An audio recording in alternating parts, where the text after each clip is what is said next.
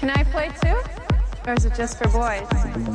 He has the power to wipe out the entire human race. If we believe there's even a 1% chance that he is our enemy, we have to take it as an absolute certainty. Are you retarded? Or just brain dead from whipping fumes out there in the swamp? That's what I am to you, isn't it? Swamp trash, just like my mom. Breathe it in. That's fear. You're not brave.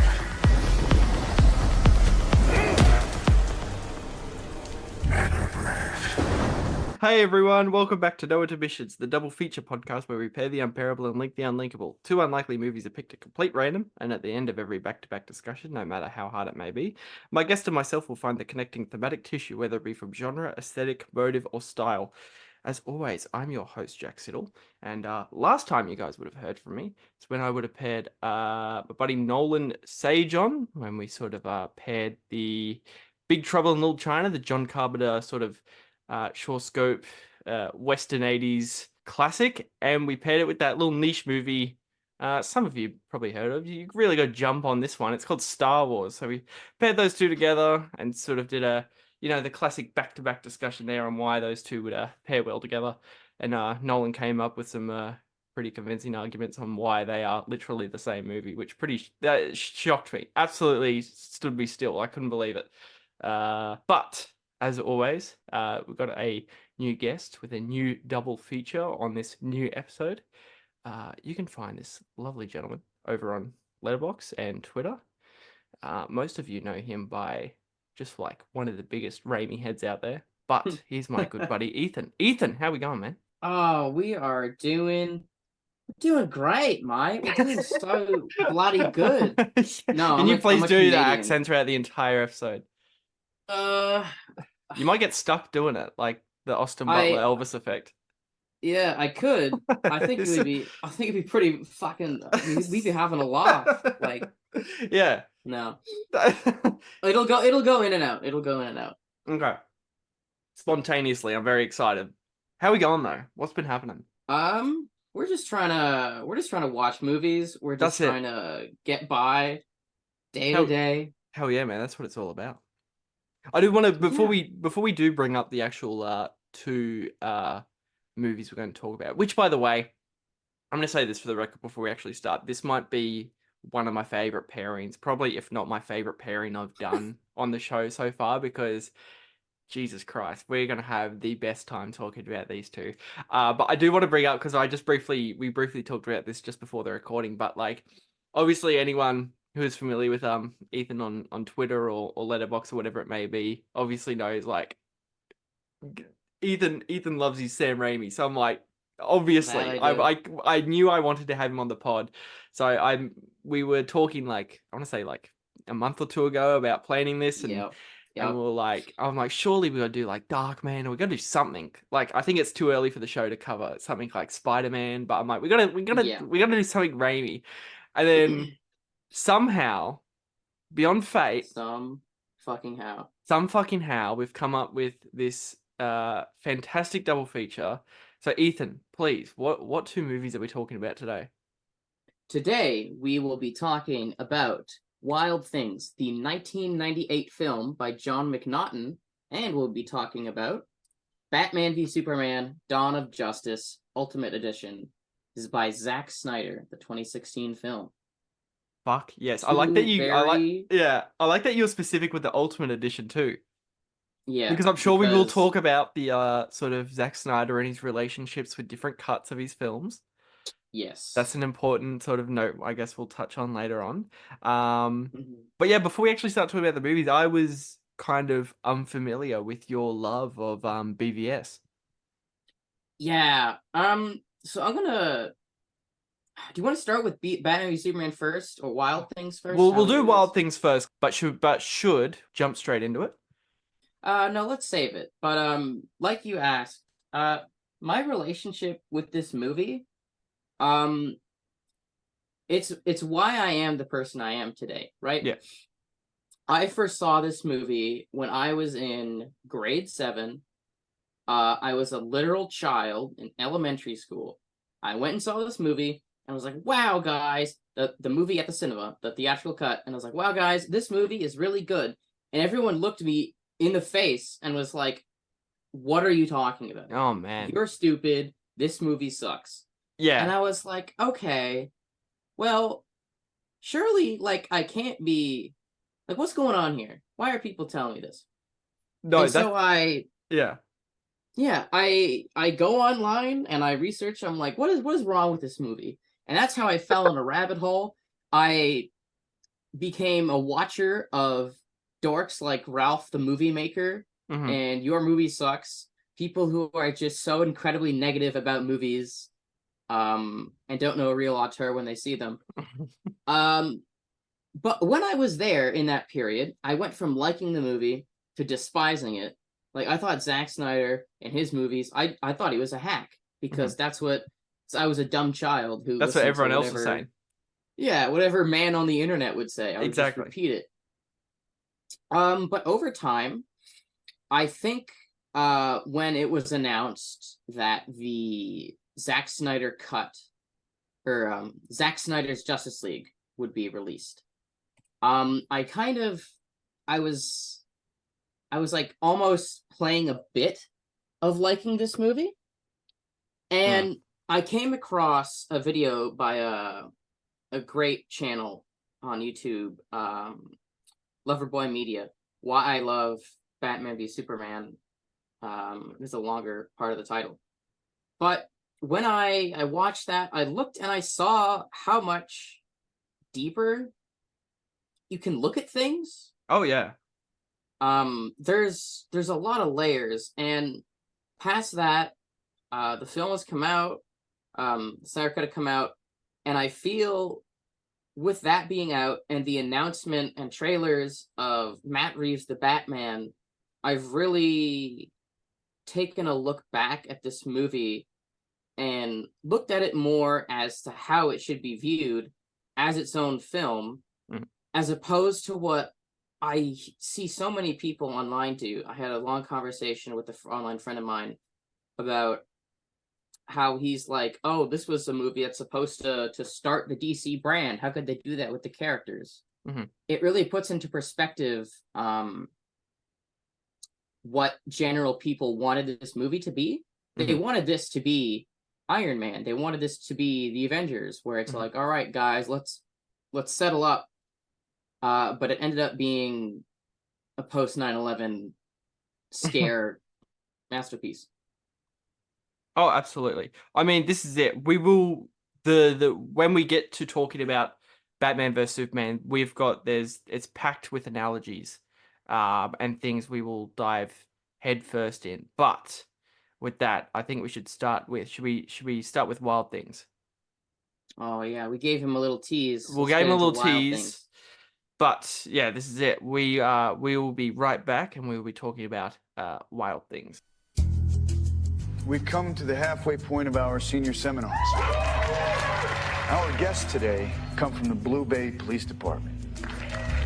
Why don't we begin with a question? What is a sex crime? Not getting any.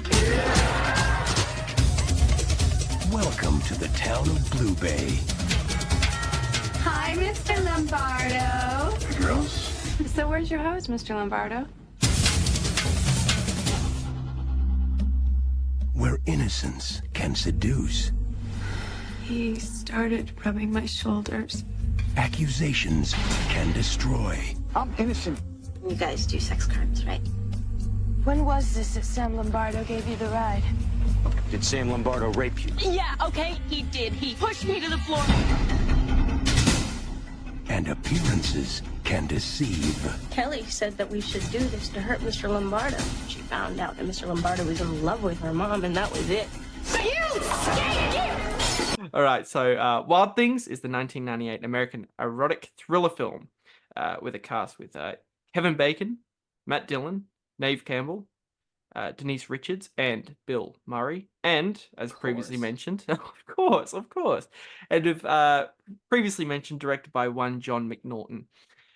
So now this is where I want to start us off with Wild Things, which I've personally grown as over time, over the years, one of my favorite movies personally. And this, I believe, was a first time watch for you, Ethan. Is that correct? Yes, it was. I had heard of this movie because a local cinema I go to a lot, the Revue Cinema, played the film. And I was like, oh, that's interesting. Maybe I'll go. I didn't have time. I have a membership there, so I can go see whatever the fuck I want, whenever the fuck I want. But I didn't have time or whatever. I'm really glad that now I've seen this film. I'm glad you put it on my radar because this movie is one hell of a trip. My God. It's pretty fucking wild. No pun intended, obviously. But as you were watching it yesterday, I was getting messages from Ethan about every 10 minutes going, what the fuck? What the fuck? What are you showing me? It gets before we get into actual talking about the plot and specifics, the movie gets to a certain point where it just like loses its own sanity and just becomes the most fucking balls to the wall, just like it almost just loses complete concentration of itself because the last 5 minutes are just beyond anything. But yeah, what were your initial thoughts on Wild Things? All right, I'll give a play-by-play here. All right. So I start the film, and I see the credits go on. I love the opening. I love the music. I love the shots, swampy vistas. Yeah. It's so good. And then I see at the end of the credits Bill Murray's name, and I'm like, holy fuck, Bill Murray's in this movie. And then I'm like, okay, we're here. We're in a college campus. And then I'm like, wait a second. This is not a college campus, is it? So for the next like 10 minutes, I'm like, is this college or is this a high school? And eventually I go on my phone and I'm like, well, this is a high school. Okay, like, this is what people think Sam Raimi's Spider-Man is like. Because those guys, they're teetering on it. This is like 40-year-olds. Like, this is community college here. Yeah. Right? Some of the actors are playing the same, like, they're the same age as like Matt Dillon, who's like a teacher at the school. The guidance counselor. Yeah. So it's really an up and down of emotions. This film, it becomes a lot of different versions of itself. It plays on different themes and structurally throughout the film.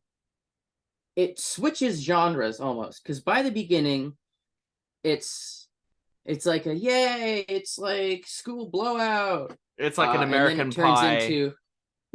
Almost. And then it's like, oh my God, what have I done? Or not what have I done? What's gotten into this? What's going on? And then it turns into a courtroom drama. Yeah. And then it turns into a police investigation. And then it turns into a murder mystery. And then it turns into a slapstick comedy. So, I mean, none of these things happen at the same time. No. They're all spread out and happen in sequence. Yes.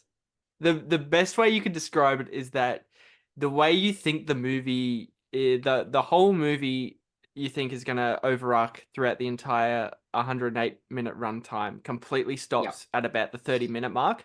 And as Ethan said, completely transforms into something else. It is, as you just said, you put it perfectly. It is one of those movies where it becomes a different movie throughout each act. Throughout the 3 acts, it becomes a completely different thing. Where it's like, before we actually get into the specific spoilers, I guess you could say, or plot twists, which almost, if I can quickly mention talking about plot twists, it almost seems a parody of, like... Yes. It has to be. It surely has to be, like, having a joke at that sort of, at that genre. Because every 30 minutes, it'll just drastically change and not only become something more different, but something radically more cartoonish. Absolutely. It's a shock to me that on Letterboxd here, it lists genres as thriller, drama, and mystery, and not comedy. I don't get it. Yeah, it's definitely, it's a weird one because it's like overtly funny. You've got overtly sort of comedic stuff, mainly from, Bill Murray's sort of goofy antics. He's great in this. He is. We will talk about him specifically at one, but he is really good in this. But it also just has really good like gallows humor of just the absurdity of the situation, of like sort of hearing the whole movie like sort of has the aesthetic of like a classy courtroom drama, but It does. it injects the most sleaziest aspects into it. When Matt Dillon arrives in the courtroom, there's a specific lens or camera move they use, and it's like, wow, this really looks like a recording from the press in a court. Like it really knows its own visual language and what it's doing, and plays with you a lot. Yes. Oh, absolutely, absolutely, and that's when you think like that in a typical in the typical sense, that whole courtroom sort of set piece would be like the idealistic final big, truth come out. But Yes. it's like it literally happens right before the middle of the film. So you're like, okay, where it is really one of those where it benefits a lot from just putting it on and not knowing anything about it going in. Absolutely. I'm so glad I did. I just knew that there's sex scenes Mm-hmm. and Matt Dillon and Kevin Bacon. That's all I knew. Yeah, I was like, okay, maybe this was Kevin Bacon's breakout. Like, it's kind of weird how he's not really in this. I don't know. Like, I didn't pay really. When I watch a film, I don't try to figure it out. I let it wash over me. Yeah. I think people who are like, "Oh, I saw the ending coming from a mile away." Yeah. First off, you wouldn't for this film. No, that's impossible. That's literally impossible. Yeah. Secondly, I just think that's a bad way of engaging with cinema, is trying to figure it out. Mm-hmm. And I feel as I've gotten more connected with cinema and cinematic language, I become more absorbed in scene to scene. So this was such a treat. Thanks again for. No, I'm so glad you enjoyed it as much as you did. So John McNaughton, who's sort of like an interesting person to even helm this. I don't know if you've had a chance to see like Henry Portrait of a Serial Killer yet. No, this is the 1986 film with Michael Rooker. Okay, Michael Rooker, that's yes. on my watch list right now. Which is, I haven't seen that one myself, but that seems to be like the only one out of his filmography that sort of tapped into something like this. Mm-hmm. Okay. Because I'm not too familiar with him, but he's sort of, his career has been a bit mixed on terms of style. Anyone unfamiliar, the film sort of sets around a supposed rape that happens in this high school between a guidance counselor of a character named Lombardo, which is perfectly played by Matt Dillon, who is just he's puppy dog at the start and completely morphs into something a bit more interesting towards the end, but centers around this alleged rape that happens with one of his students, played by Denise Richards, and involving in that gets complicated in sort of a plot of espionage and conspiracy. Kevin Bacon, who's trying to investigate the whole matter. Nev Campbell, who plays another student at the school, somehow gets involved, and it's just sort of the whole plot revolves around sort of finding out the truth beyond, who can you really trust with these characters in this sort of sleepy little town called what was the town called? It's by like Blue Bay. I think it was called. Mm-hmm. So all that you've got, I know that's the name of the country club. I don't know if it's the name of the place, but I could be getting them mixed up. Yeah, maybe so sort of the Blue Bay residents. And who can you trust in that? And it's sort of you're following sort of Matt Dillon's journey through it, of him pleading his innocence, and then Kevin Bacon getting more and more involved with these characters' lives and finding out some pretty nasty stuff. Yep. It's just hard to speak about this film without spoiling it. We'll just go full spoilers. We got to cross that line. It's got to happen. I think it's quite impossible to talk about this movie and try and avoid that. Because if you try to not spoil it, we can only talk about the first 20 minutes. Yeah, we'll only be talking about it for like 20 minutes at the max. We had Denise Richards' character, Kelly Van Ryan, her and some friend of hers. They are doing part of a car wash or whatever. Mm-hmm. And she's like, all right, don't wait for me, friendo. I'm going to try and fuck this guy. Yeah. And the camera follows her in. And then Dylan's character, Lombardo, sees her and holds up the ticket. And it's like, okay, what's happening? Mm-hmm. The camera, we don't get to see what happens. But Kelly comes out very distressed and runs away. Mm-hmm. We don't get to see what happens. And that's what it sort of leaves us with. Yeah. Yeah, for a while. We've only seen Lombardo, a very chillaxed, respectful guy. That's what we've been shown. And we've been shown that everybody in the school wants to fuck this guy. Oh, yeah, that's another good point to bring up, too, is that, like, the first 20 minutes is pretty much a showcase of Denise Richards, just flirting with him, like, scene after scene after scene, and sort of hints at a reputation that he's gotten around in the town a lot.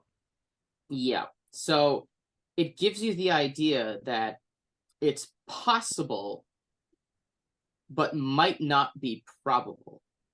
Yes. That's how yeah, the perspective of the film treats it. Yes, and it's kind of very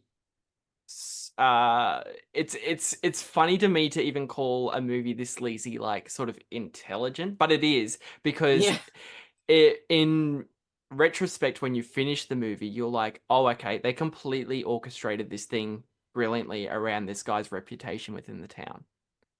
Yeah. To the point, yeah, very promiscuous. And then as the film goes on with, like, as we mentioned, like, the first, like, 45 minutes is Lombardo trying to prove his innocence through, he gets involved with his, like, lawyer, which is played by Bill Murray, who is just fantastic in this movie, as we mentioned. Yeah. I do love... I think I'm going to refer to everyone by their character name, except Bill Murray. Yeah, that's a good point. I do love that it starts off him with the movie, like, with a neck brace on, and that's, like, completely just shrugged off as, like, he takes it off. He's like, oh, I saw, like, an insurance guy hanging around the office before. Yeah. So, like, everyone in this town is just, like, sleazy and dodgy. Mm-hmm. Just total frauds. And it's the earliest signal to you that so much is lying to you in this film. Oh yeah, even like law officials, like someone like Bill Murray is just like one of the dodgiest people in the movie. Yeah. Yeah. And it's I wish he was in it more too. Because, like, I guess you could have him...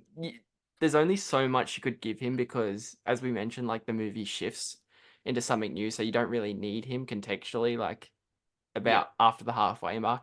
But god damn, man, every scene he's in, he's so good. Mm-hmm. Including the final scene reveal, which blew my... I forgot that happened. That's how many sort of twists are in there. I completely forget that happens. Mm-hmm. I was like, there's no fucking way. Like this. See, that's the point. There is so much cocaine in this script. It's yeah. That's the point. That's the final nail on the coffin where you're like, there couldn't be an ounce of seriousness happening behind when they were making this. So funny. Yeah, it's just a complete parody. It's fantastic. But yeah, the sort of shift of making sort of like To Kill a Mockingbird sort of courtroom style, but placing it in this sort of swampy, trashy, everyone's like sort of talking about who's slept with who. The great sort of one of my favorite, because this is only the second time I've seen this movie, and one of the things that I've always come back to in terms of thinking about with this movie is sort of the big scene where they're talking about sex crime and that sort of thing, and the rowdy high school kids just screaming out the most inoffensive, like, just horrendous things. It's so good. The sex, sort of, crimes. Boo. That's the best shit. That is the best stuff.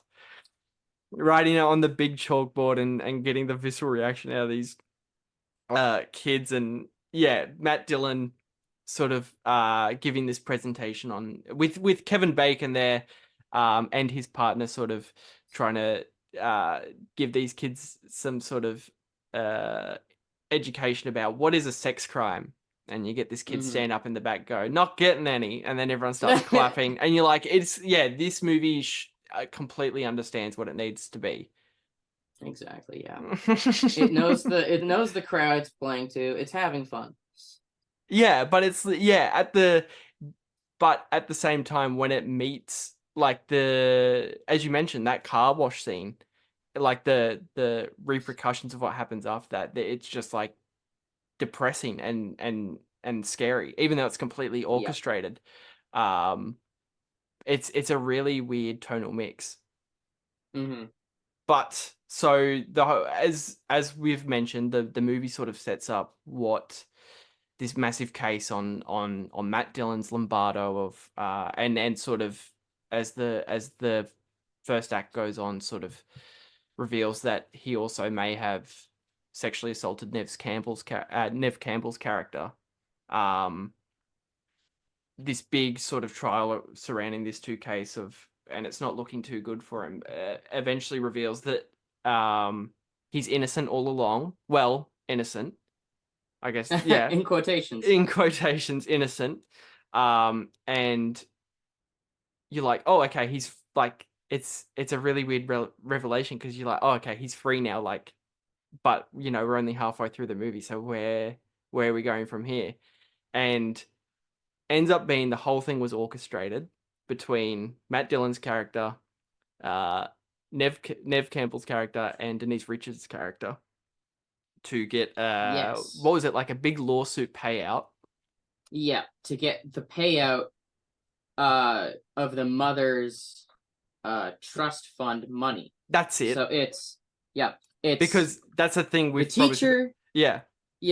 The teacher and the two girls who accuse of rape are actually in a threesome cahoots, and then it becomes after that avoiding Kevin Bacon's detective or Sergeant Ray. Yeah, it's about Kevin Bacon, Sergeant Ray. It follows him as a protagonist now. Yeah, it completely shifts them to the main character. Trying to spy on them. Yeah. And then until at some point, what twist happened first here? What's the next twist? So yeah, let's just talk about the twist for a moment, because we'll get them all out of the way, and then the three-way relationship is the first reveal. Yeah. Then comes there's so many that I lose track of when they happen. We should have notes on that. I want to say the next one that happens is that Lombardo kills Nev Campbell's character on the beach. Yeah. Because they're talking about, because after they get away with it, characters become very quickly paranoid on whether or not they're going to get away with this, because Matt Dillon's on their ass. He was sus from the beginning, so he's sort of scoping out, is this legit? Nev Campbell's character becomes completely paranoid by the entire thing, and by doing so, there's a twist that happens where Matt Dillon kills Nev Campbell with like a champagne bottle or something on the beach. Yeah, it's or so we think. And that's what I mean. And that's what I was going to say on, like, Denise Richards and Nev Campbell are the only ones in on it. But I say that with an asterisk because it goes places. Yes. So everyone thinks they know they're in on it, but they actually don't know that they are. Yeah. Even people that are in on who think they're in on it are probably This not. is the only film where you actually need Polaroids, thumbtacks, and red string, and you need to string it all up. This is the ultimate one of those. Who knows? Yeah, who knows? Who knows? Yeah, exactly. That's very well put. But so Lombardo is, oh my god, my brain's fried just trying to think about it. there. Oh wait, no. How can no? Hang on. Sorry, I'm trying to think because there is. See, I'm so confused trying to think about what happens because there is a scene where Kevin Bacon, we believe he shoots Denise Richards' character, correct? Yes, he actually does shoot and He kill actually her. does. Yes. The film tells us that it was a struggle and she went for a gun and they fought and Kevin Bacon comes out on top. He's then fired and you believe well, he shot as well. Yeah. But yeah. then So then now that Matt Dillon, his character Lombardo, we believe the film has told us that he killed Nev Campbell and that Kevin Bacon killed Denise Richards. Yes. So he is now on a vacation. Yeah. But as he goes back to his hotel room, surprise, it's Kevin Bacon with his cock out, and he like daps up Matt Dillon because they've actually been in cahoots. They've this been in entire cahoots time. in the entire time. Yeah. And you're like so that this is the point where you're really starting to like, don't get me wrong, I think this is just one of the best movies. Like I do think this movie is very smart, but you watch this Yes. and at the time, the second you see that reveal, you're like, this is so stupid. This movie is completely like not in control of what it's doing. Yeah. So because it ramps up at like 2 plot twists ago, it ramps up how many plot twists are happening. So they get on their boat because I guess they're a couple. Right. And Matt Dillon is like, ha, no loose ends, and he tries to kill Kevin Bacon. Mm-hmm.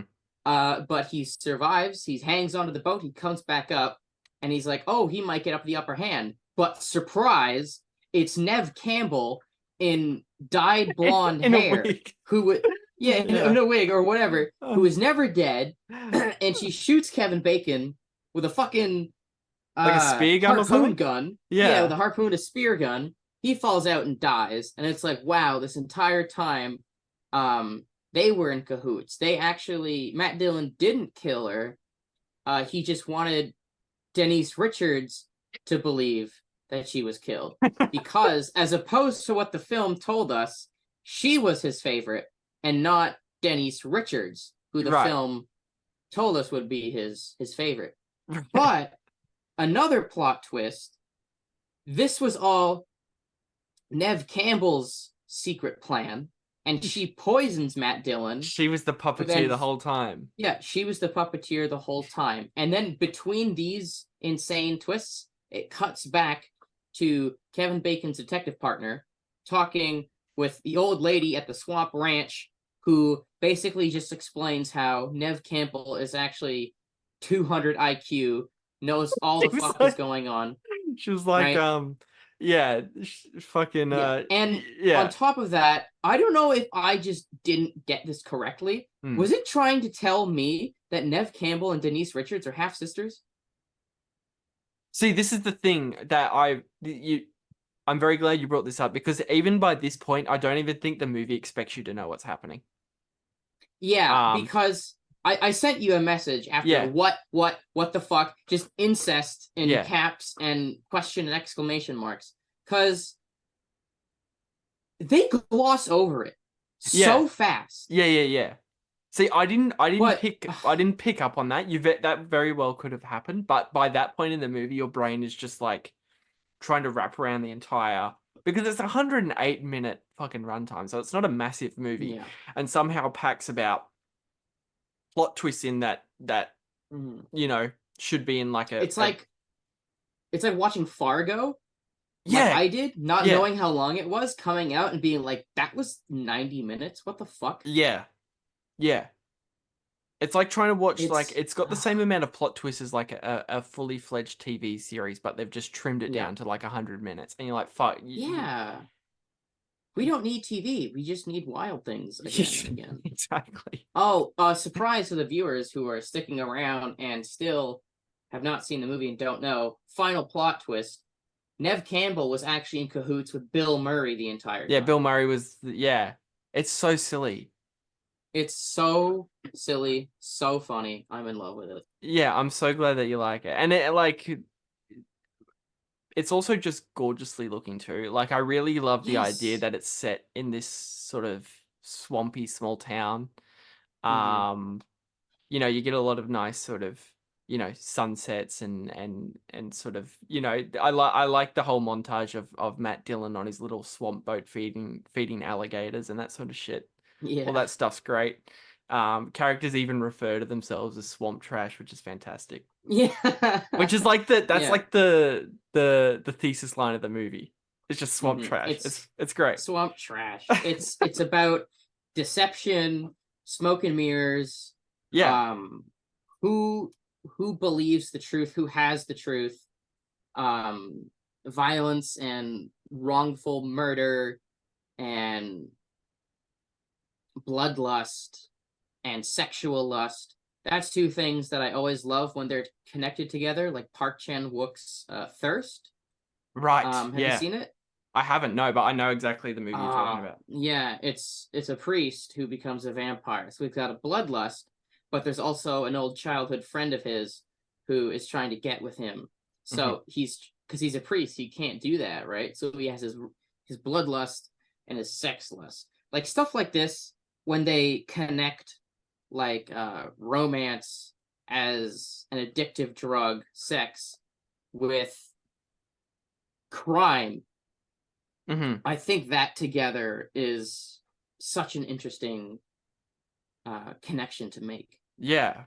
Yeah, oh yeah, absolutely. But this takes it to, like, as you mentioned, like the cocaine extreme of like it was extremely funny to me that the movie tries to quickly set up that plot twist with Kevin Bacon and then expect you to sort of be shocked and care about Matt Dillon and trying to double cross him, even though he was just that whole plot twist was literally brought up about 2 minutes ago.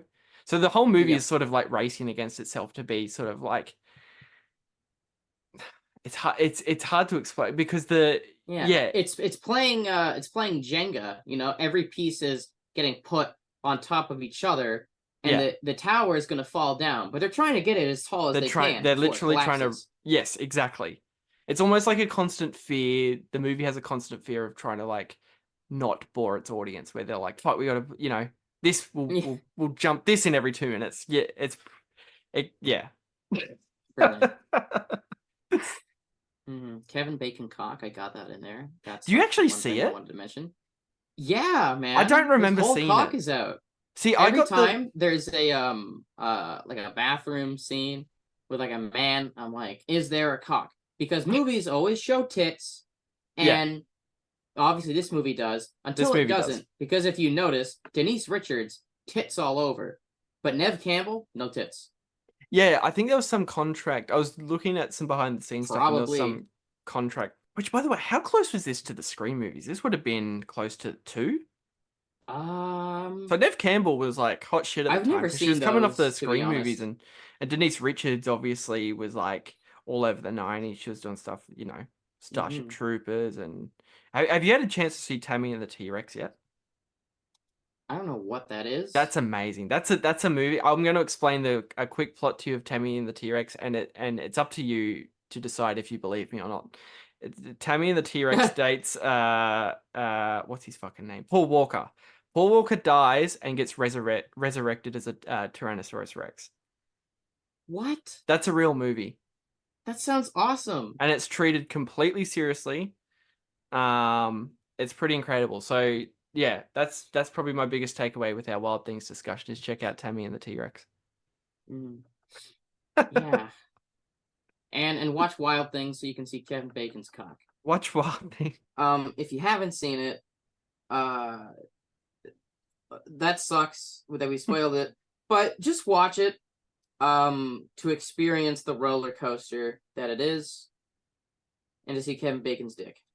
That's That's 100%. You've summed it up perfectly. So with that, Yeah. I think we should probably pivot towards final thoughts. So, Ethan, final thoughts on the show? Any sort of plot points that we may have left out talking about Wild Things? Any quotes that we really like that we may have left out that you want to bring up before we continue soldier on to the next movie? The line that I guess Denise Richards comes up for Matt Dillon or somebody, I don't know, because he's like, give me the line, and she says, no little bitch could ever make me come. Right, yeah, that's a real line said in the movie. Yeah, I think Denise Richards, when she gives her fake testimonial, she says, and then he said, no little girl could ever make me come. But then Nev Campbell, she says to Kevin Bacon, no little bitch could ever make me come. It's like, it's gross and nasty. Oh, it's and filthy. horrible. Yeah. And it's so sweaty. Shame on the fucking writer for coming up with that, but also bravo. That's really funny. Like, I don't want to say it, but it's kind of funny. Yeah.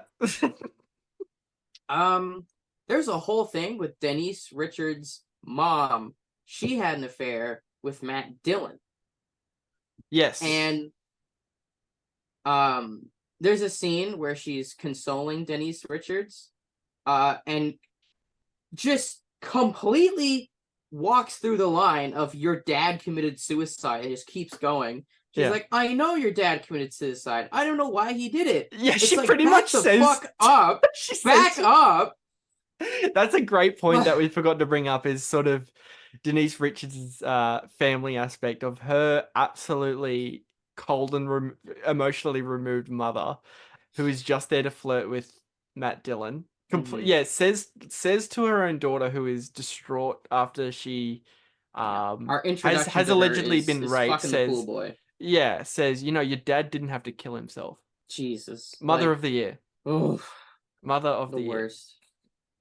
Year. Just I guess that's why she the filthiest, most disgusting adults in this movie. Even okay, but yeah. I do want to mention this, because now that you say disgusting adults, I am not a fan of when film or television sexualizes minors and high schoolers.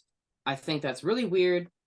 What was stopping them from making this movie in college? I don't know. See, that's it was just the 90s, man. Like, Scream was doing it. Like, Scream cast all these older kids as with the Nev Campbell connection there. Like, all the high school or supposed high school kids in Scream look like they're middle-aged. Yeah.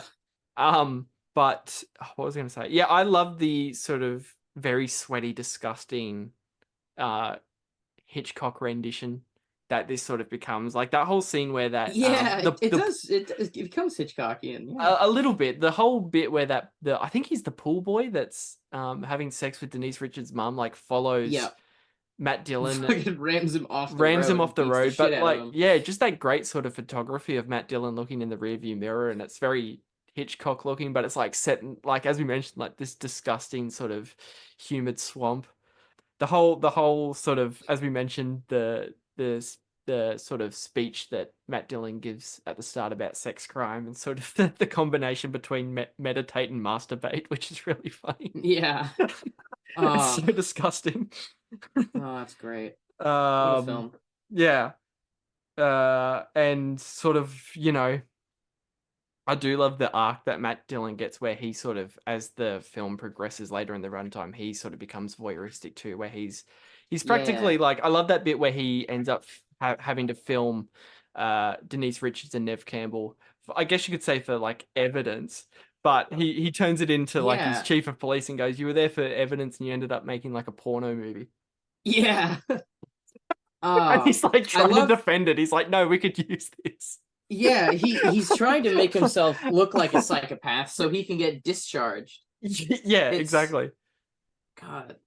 Yeah. And this movie is all over the place in a good way. Yeah. Fucking, it's a great time with the mates. There we go. There it is.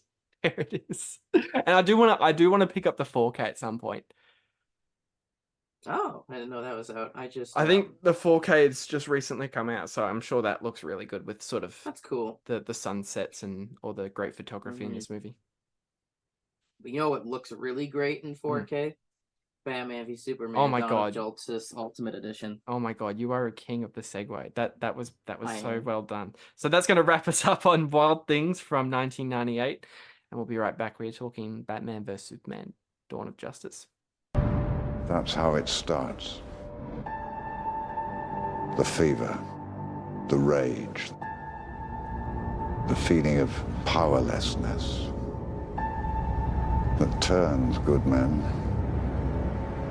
cruel.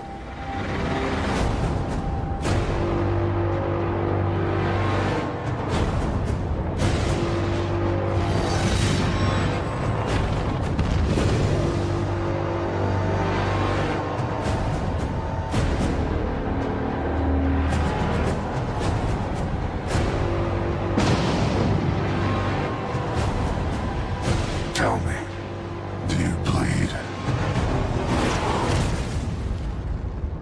You will. All right, we are back, and we are talking Batman v Superman: Dawn of Justice, the 2016 American superhero film, with a cast that involves Ben Affleck, Henry Cavill, Amy Adams, Jesse Eisenberg, and Gal Gadot, and is directed by one Zack Snyder, the first Zack Snyder movie on the pod. So, and this is like with the quicker sort of context, like when the movies are picked for this podcast, they're in no relation of like sort of like a combination of any new release in relation to that, but just so happens to be there is a new Zack Snyder movie out that came out. Yeah.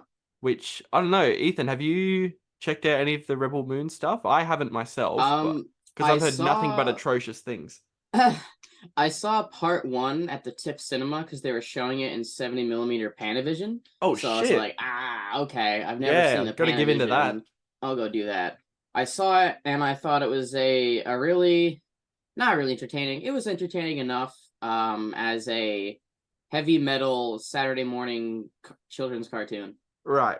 That's a pretty good analogy. It's whatever. Yeah, it's not my favorite Snyder, but I don't think it's awful.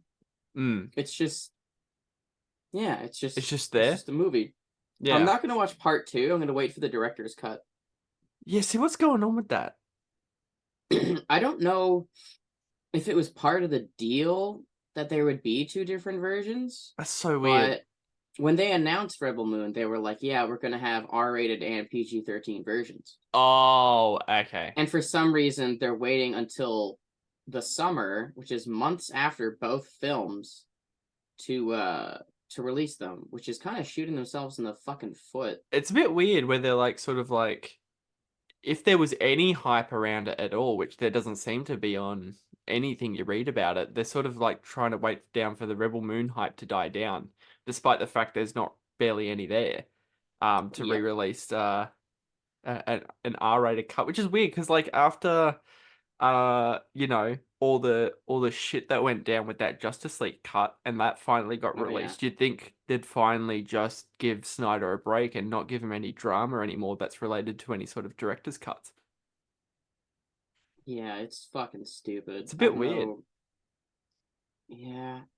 I mean, I think the way he looked at it was, okay, well, at least I know I'll get to make my version of the movie will be released. That's true. He's probably making more money off that, releasing 2 different versions of it.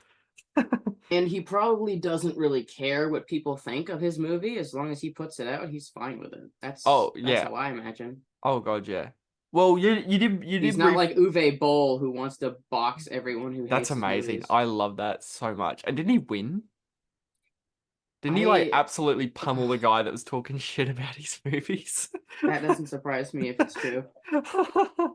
But you did briefly mention before it's not your favorite Snyder movie, which is Rebel Moon, but to sort of flip the coin here, I'll start us off here. The movie we're talking about here today, BVS. This has ended up being my favorite Snyder film.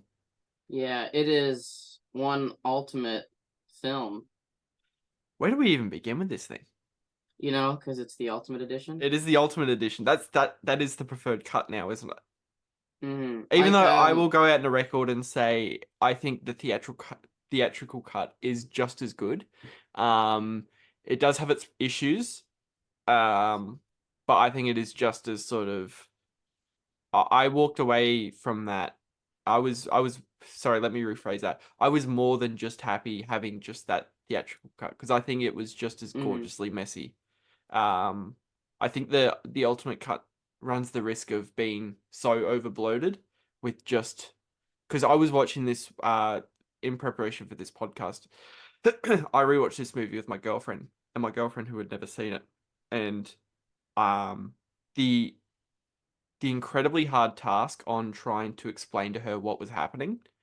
I was like, oh, it was a really good wake up point and going, oh, this movie is incredibly convoluted. But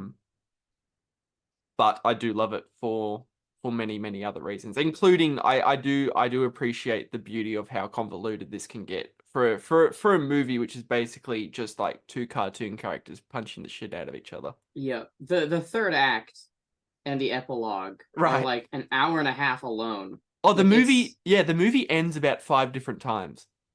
Yeah, I love that. It's so good. It's like Lord of the Rings. Is it fair to call this Snyder's Lord of the Rings? I think that would be Zack Snyder's Justice League. Yeah, that's true. That's true. Yeah. But this is as we mentioned at the start of the episode, this is a movie I was surprised that you are fond of so much. I love this movie a lot. Yeah. I think it's so thematically rich and everything, the whole frame, the sound, the score, the performances, the dialogue, there's so much to chew on in here. That whenever I hear somebody say, oh, this movie's poorly written, I just think, okay, not to be that guy, but like, you just don't get it. No, no, you're totally right for saying that. Because there are a lot of it's the general. It was a shame that this movie was released straight to the general audience, because this is in terms of like releasing this just to the general public, fucking nuts. A ballsy choice, because this is an insane movie. Yeah. It came out at a time where. All right, let's start from the beginning of Batman v Superman, right? So I believe Man of Steel had released, and it was the following Comic-Con, and they were doing a Man of Steel panel. People were like, "Oh, that's weird. It's already out."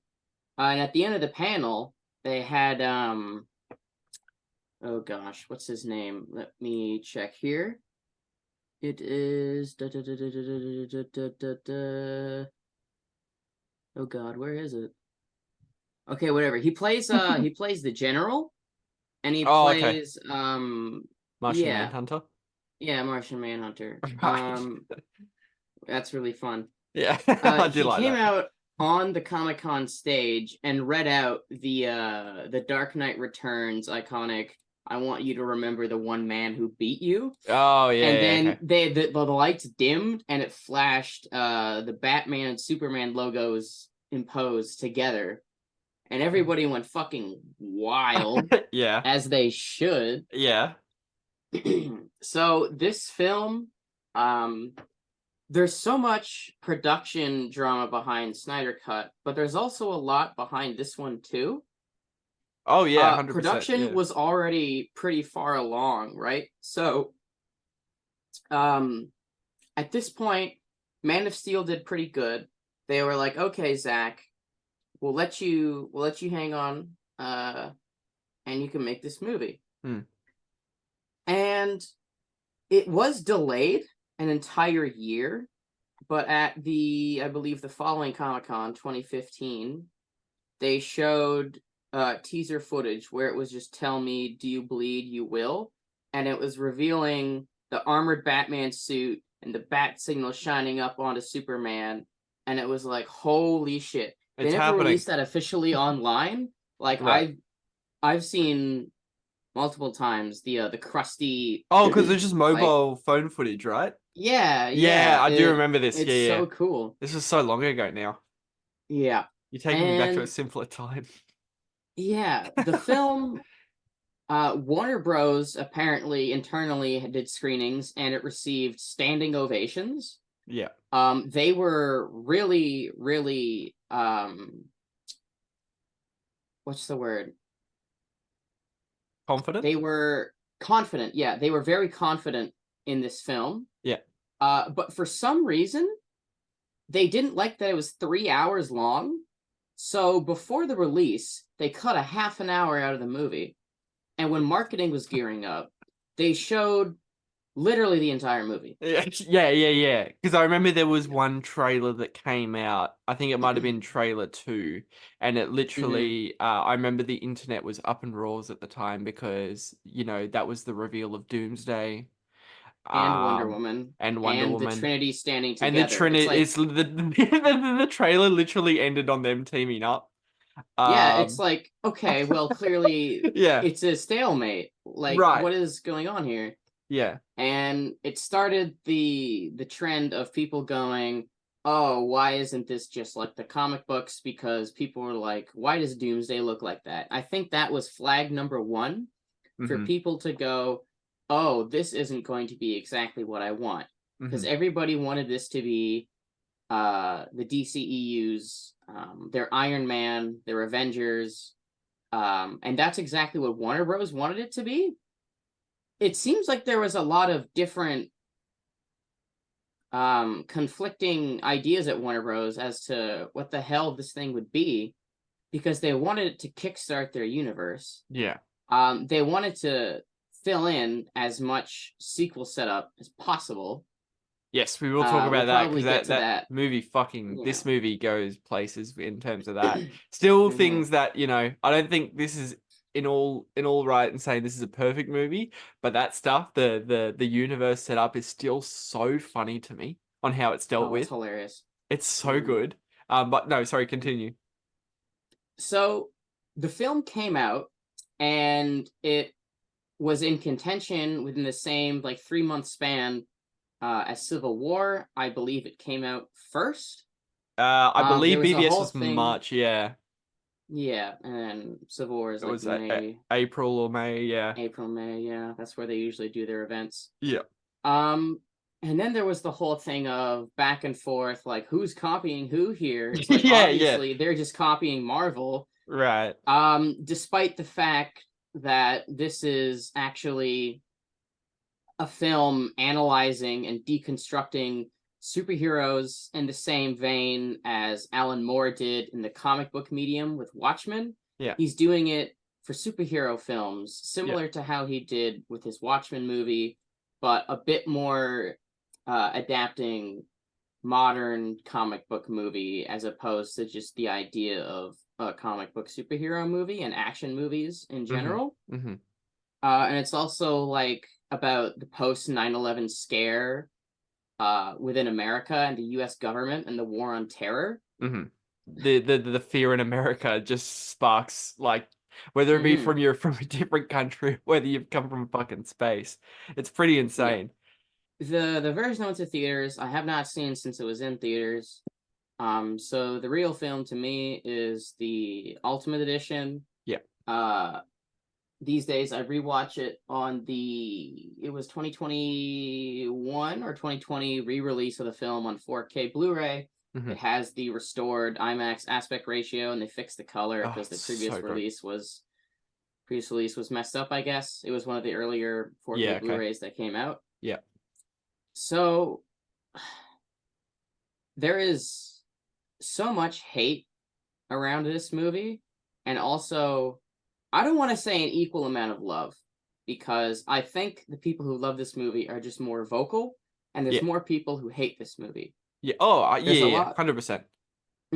The people who like this movie are a niche group of Letterboxd users. I feel like if somebody likes this movie a lot, not just likes it, but loves it, they're just some film Twitter Letterboxd gremlin like ourselves. Yeah. And pretty much everyone else just thinks it's stupid or terrible and thinks Zack Boneheaded, Snyder... trying to say something Yeah. political where it's not there. Mhm. Look, this is the thing. Completely fine reasons. Like, I made the same sort of comparison. I'm going to make the same sort of comparison when I went to go see Alex Garland's Civil War recently, where I did enjoy Civil War myself, but if someone had to come up at me in the street and go, Civil War was the worst movie I've ever seen, and I'm not going to disagree with them, I'm going to say, yeah, no, I completely understand why you'd think that. I think the exact same reason about BVS. I completely, while I do love this movie so much, Yep. if someone were to be completely turned off by the like completely brutish and over bloated and sort of just like messy nature of this, I'm not gonna like argue on you're wrong that you should like this. Like, I completely get it. Yeah, I do argue with them, and we get nowhere. Oh yeah, no, people are very at... stubborn about movies. That's something we've unfortunately learned to. Look at any conversation between me, Kingsley, Space Cop on Twitter about this movie and Zack Snyder in general. It just gets nowhere. But I have a lot of fun doing it. Love those guys; they're great. No hard feelings, guys. But this, see, this movie came out in 2016. Yeah. And we're still doing this. Exactly. No, this is what I mean. This is like one of those. This to me, I compare this movie a lot to the Star Wars prequels, where this is a movie that's just going to be hated, unfortunately, till the end of time. It's just going to happen. Yeah. This will never be sort of like, what can I make the comparison to? Like something like Michael Mann's Miami Vice, which for the longest time people were just calling garbage, and now happening in real time right now. That's starting to change, where people are starting to acknowledge, oh, okay, this is a very, very good movie.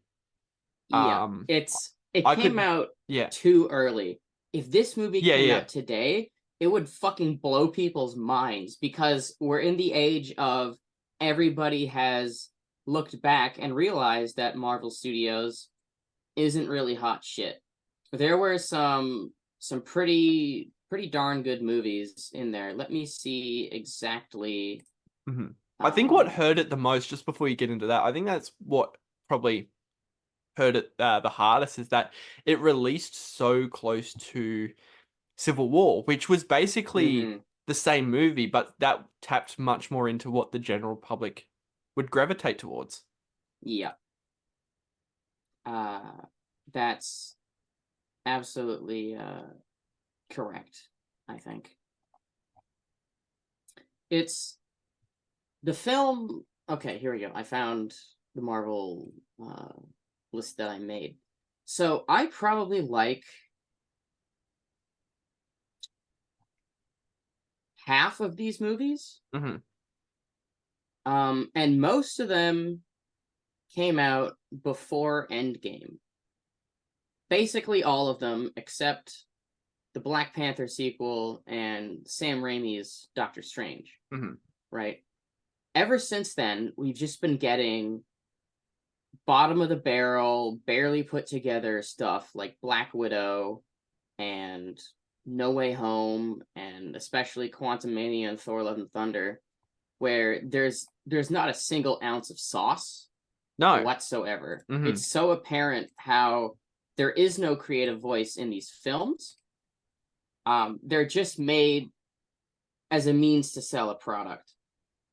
Where with this film, Warner Bros. Wanted it to serve a product, but Zack Snyder and Chris Terrio were like, we can do something with this. Yeah. See, that's a good point you brought up previously, where the studio didn't know what they wanted to do. They wanted to make it the next Avengers or Iron Man.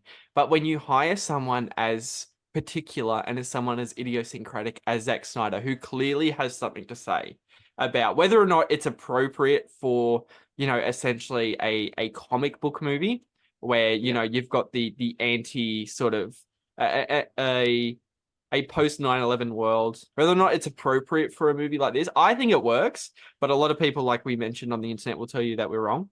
But when you hire someone like Zack Snyder, you're not going to get sort of what the general populace is after. You're going to get you're just going to get a Zack Snyder movie, hands down. They really expected something. They wanted him to one-to-one bring their comic book to life. Yes. I guess their thought process was looking at 300 and I guess Watchmen. And 'Cause I guess Watchmen the is general probably public likes Watchmen. I Watchmen's assumed always people been didn't a like weird one Watchmen. to me. Yeah. Mhm. Because that's always seemed to be the one. That's always been probably one of the most prominent Snyder movies in his style, but that one has really died down in terms of sort of discussion, I guess you could say. No one really talks about Watchmen anymore. I could very well be wrong. There could be a subset Watchmen community out there that's on the Watchmen game every day, but yeah, the ones that continue to be brought up in conversation is his DC stuff. Technically, that was DC, but That's true. the whole DC Snyderverse, the trilogy, main, the heavy hitters, Supermans, your Batmans, yeah. This film, gosh, it's like we haven't even talked about what happens in the movie. We've been here just talked for about 20 minutes. We've spent like half an hour just talking about the setup and the pre stuff of I love this. So I will so anyone, I don't need to explain it, but anyone unfamiliar with Batman v Superman pretty much picks up after where the 2013 film, I believe 2013, is that right? 2013 Man of Steel, yep. 2013 Man of Steel, also directed by Zack Snyder himself. BVS picks up from there after sort of an absolute onslaught that happens in Metropolis between Superman and his 15 9/11s. Pretty much 15. Yeah, very, very well put. There are buildings upon buildings upon buildings knocked over, and BVS sort of, what's the word I'm looking for?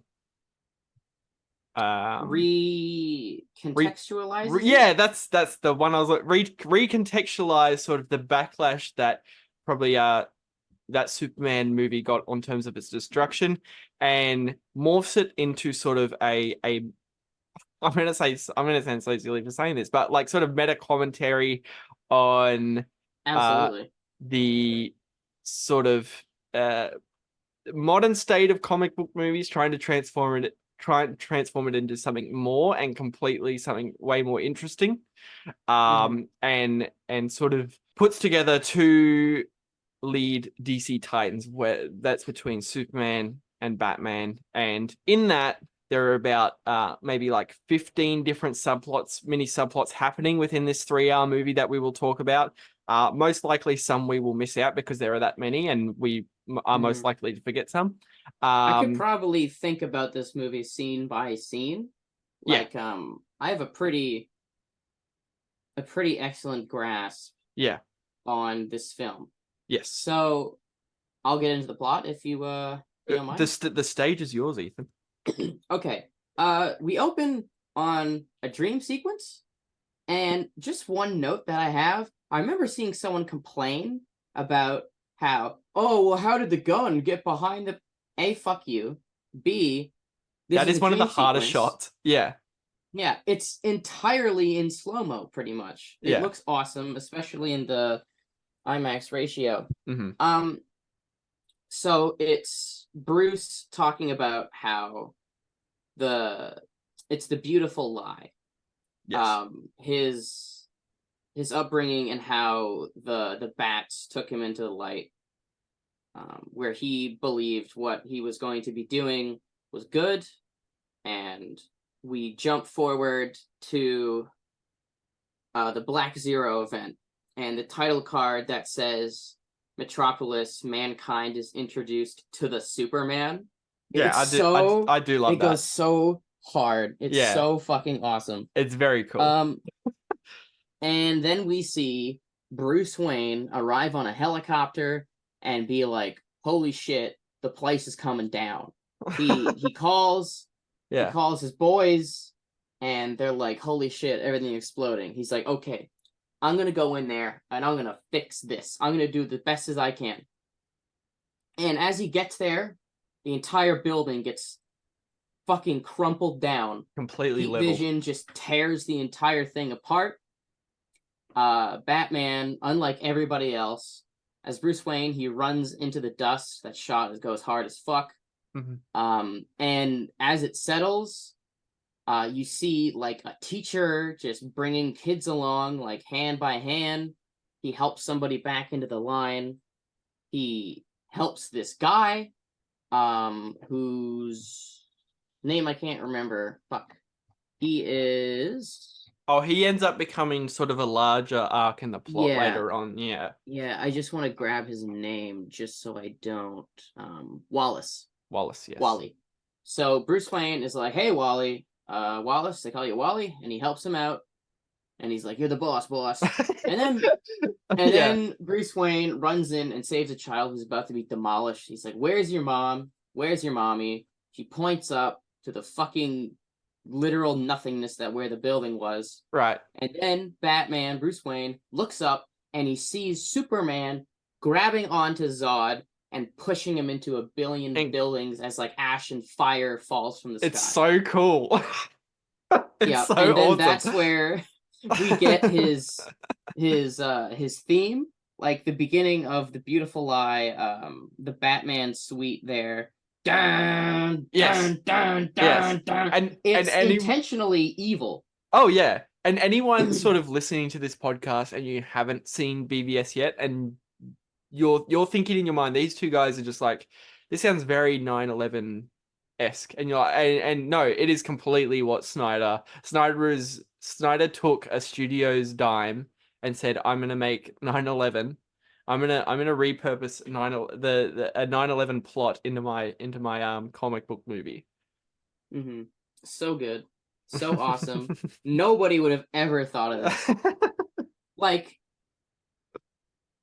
not even Martin Scorsese could come up with this. I'm not meaning that as saying Zack Snyder is better. I'm not saying that. No, but Snyder's mindset just taps into something different. Yeah, he goes into another level. Yeah, he's not afraid to go places. With this super movie. So, where do we go from there? Well, obviously, we jump forward 18 months, and Lois Lane is going to interview the leader of some sort of Middle Eastern, African, terrorist, possible, in quotations, organization.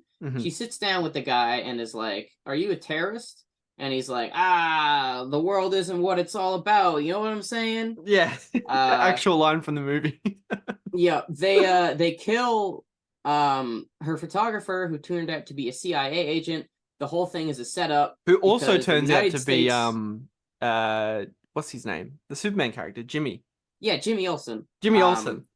Yeah, it's funny how Zack Snyder is just like, yeah, fuck it. Yeah, I'm gonna shoot Jimmy Olsen in the face like 5 minutes really after funny. introducing him. Yeah. So after that, he brings her down into like a little area we can hold her hostage. And now that no one's looking, KG Beast, Anatoly Knyazev, this white man amongst all of these Middle Eastern African people, gives a nod, and they gun them all down with weird looking bullets. One of them flies into Amy Adams' Lois Lane's book. It's like, hey, look at that. And then they burn the bodies. This is something that was never in the theatrical cut. Yes. Which sets in motion the entire idea of why they want to trial Superman. But okay, Warner Bros. Superman comes down and thrashes the leader through the wall. He says he didn't kill anyone that day. I think if you slow it down frame by frame, he rolls, so it looks like the guy doesn't totally die, but you would not know that. No. No, because it happens that quick. Yeah, it's not clear. They could have been clear on that. So we come back to Metropolis. Superman is like, well, shit, they think that I'm a pretty awful dude. They're like, hey, Superman needs to come in, and we need to be like this guy is left unchecked. We need to set him straight. And he's like, well, shit. And then he fucks Lois. And then we're reintroduced to Bruce Wayne, and we first get to see Batman. There's bats flying out of a chimney. And we go in there. It's the grungiest, darkest, most fucked up abandoned place, battering in the wall. Zack Snyder knows how to handle iconography so well. Oh yeah, that's a good point to bring. The way this movie is shot too.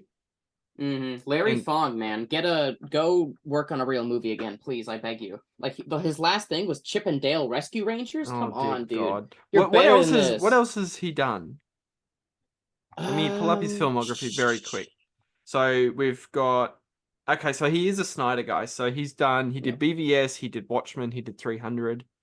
His most recent movie was Damsel, which is that Millie Bobby Brown Netflix movie. Interesting. He did that Kong Skull Island movie. He did Secret Headquarters, some movie with some fake superhero movie with Owen Wilson. Yeah, he's shooting Death of a Unicorn, that Paul Rudd, Jenna Ortega movie where a father and daughter run over a unicorn. I've never heard of this. Yeah, that's all I know about it. But anyways, back to the film. Larry Fong, get some work. Yes. Batman was here, obviously. The cop goes down and finds these women who are locked in a cage. It's like, okay, this is like a human trafficking ring. The cop is like, hey, we're gonna get you out of here. And the girls pull the cage closed, and they're like, hey, he's still here. They're like, get us out of here, but not point yet. Up. Yeah. Yeah. And you hear just screaming and pain, and they go up there, and they're like, oh my God. He branded this guy. Yeah. But and a good point to bring out too is that we get an incredibly intimidating shot of Batman just lurking up in the corner. Yeah. It's shot it's actually shot like a horror movie. Yeah, it's like a awesome. Nosferatu type where he's just like lurking. Yeah, it's fantastic. And the way he moves too when the cops spot him, insane. Yeah. God, I love the way. Around. Oh my God. I love how Snyder handles he takes these comic book characters and just like completely morphs them into something more. Like I love I will say this for the record too before I forget. This is my favorite incarnation of Batman. Okay, yeah. I love the way Batman looks in this movie, where he's almost sort of like the way he's built and moves and deals with violence and like deals with a brick wall. Yeah, it's almost like he's got superpowers, but he's just that big where he just like can take. I love it. I'm kind of upset they really added so much muscle padding to the suit because in those scenes where Bruce is working out, like Ben Affleck is fucking shredded. Like they didn't need all that. Oh, that whole montage where he's just working out, dude. He's fucking big. He got big in this movie, yeah. So big. Yeah. So the cop brushes it off. The old cop says to the rookie, like, what the fuck you doing? Don't shoot the good guys. Oh my God, he branded the guy. So the cops don't give a shit about Batman. They're clearly staying completely out of his way because this guy's a fucking loony and he's getting worse. Right. So Clark Kent is like, okay, this guy's branding people. I gotta look into this. Yeah. And Batman goes back to his little cave and is like, yeah, man, I'm going to be looking into a human trafficking ring, Mr. Alfred. And Alfred's here. Jeremy Irons, Ben Affleck, Bruce Wayne, Alfred. That dynamic they have is so good. Oh, it's so good. Awesome. And I love the way they carry it out even better too in that Justice League movie. Yeah, this is Alfred. I work for him. Yeah. So, and this is where we start to see some of that dramatic Shakespearean dialogue is in their first scene together. Alfred throws down the paper and he's like, new rules. And Batman says, we're criminals, Alfred. We've always been criminals. Nothing's changed. And he says, oh, yes, it has, sir. everything's changed. The gods hurl thunderbolts. Men fall from the sky. Yeah. It's Yeah, there's so much sauce into this there's movie. there's so many big sort of thematic lofty lines just throughout this movie. Alfred does get a lot of them, which is great. It's awesome. But yeah, there are a lot of great sort of bigger, massive beefier lines like that, which is great. Yeah. It follows, this line continues into God's hurl thunderbolts, innocents die. That's how it starts, sir. The fever, the rage, the feeling of powerlessness that turns good men cruel. That entire line that Alfred has is telling you what is happening with Batman, right? He watches a force that cannot be controlled, that cannot be stopped, come down and destroy everything, basically. And oh, but Superman's the good guy. Yeah. This guy saw Superman throw Zod through a fucking building.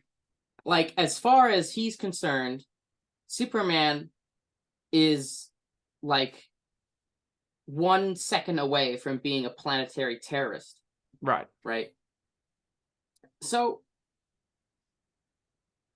yeah, and the branding thing is really interesting because he just does it as like a gag, I guess.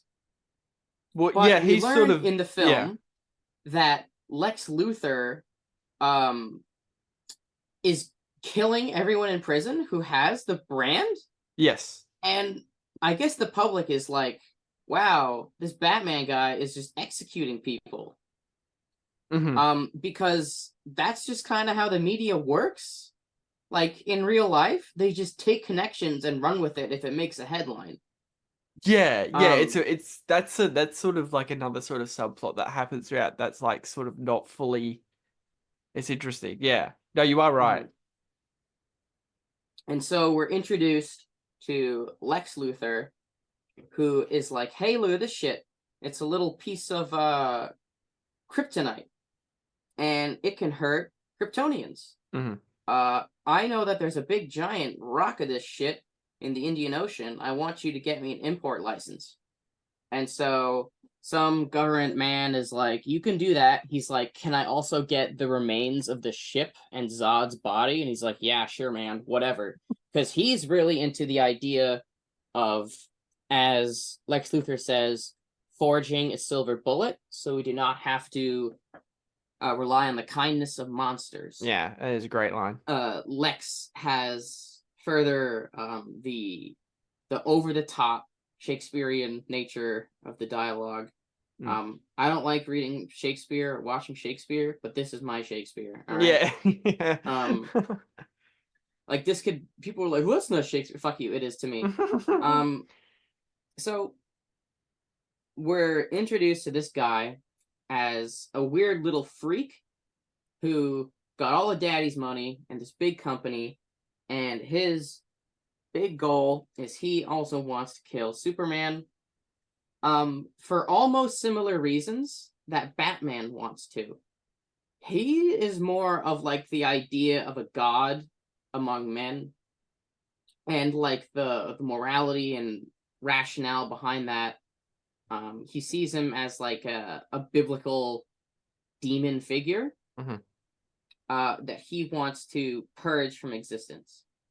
So Superman, Clark Kent, he's like, "Oh my god, this Batman guy is causing people to get killed." He goes off and investigates. Batman continues investigating Lex Luthor because, well, he doesn't know it's Lex Luthor yet. He goes to this underground fighting ring and meets KG Beast or Anatoly Kuznaev, the guy with the big long face. Is that He copies his phone. Is that supposed to be KG Beast? Yeah, that's Okay. That's the character's name. Yeah. I'm pretty sure Zack Snyder just does this with everyone in the film, like Jimmy Olsen, just so whoever gets the rights just gets a paycheck. Yeah, okay. Because he can call these people whatever he wants. Yeah, that's true. Yeah. So he gets back home and is like, "Hey, this is Lex Luthor we're dealing with here. He's a friend of Lex. Oh, gee whiz, I'd never be able to get this Lex stuff because it's a hard time to get in there. And Alfred's like, why don't you go as Bruce Wayne, because you were Bruce Wayne and you got all that info just now, so try it again, you're invited to a party. And this sequence is when Clark Kent figures out that Bruce Wayne is Batman because he has super hearing and can hear his earpiece. So he's basically caught red-handed. Lex dozes off like a little weirdo and can't say what he's trying to think. He talks like me, where he's trying to say shit and doesn't know what he's saying, and it's like, okay, bye guys. I do want to talk about that at some point on his performance, because it's different. I love it. You like it? Yeah. I'm a big fan of Jesse Eisenberg in this film. I don't know if it completely works for me, but I do appreciate it's something different. So Batman is Bruce Wayne, goes down into the server room, copies a file, goes back up. He goes back down, but it's been stolen by this mysterious woman, Gal Gadot, who we learn is Wonder Woman. And he's like, shit, I lost my stuff. That sucks. Yeah. So then, oh God, what happens after this? So I know I believe it starts to focus a bit more on Superman now, and a lot of the well, we get that montage of I forgot the name of the piece. That's right after this. Incredible score. The Day of the Dead. I think it might be my favorite bit of music from the movie. But it's just pretty much like a montage sliced between Superman saving people and getting like saving situations and sort of like a CNN report of like, do we need Superman? Yep, all these different news outlets. And this is where Neil deGrasse Tyson appears as himself. This comes right after that scene. This comes right after that. And it is sort of like this is probably, I guess you could say, where the movie gets its most political, where it's asking these sort of bigger questions like we appreciate that this guy's here and he's doing good stuff, but do we need him? Like we were doing just fine before without him. So yeah, it is where the movie sort of, this is where I could see the movie, just before you get back to the plot, this is where I could see the movie losing people the most, because this is where it really doubles down on its sort of political nature. It's really cool. Yeah. I love the fact that it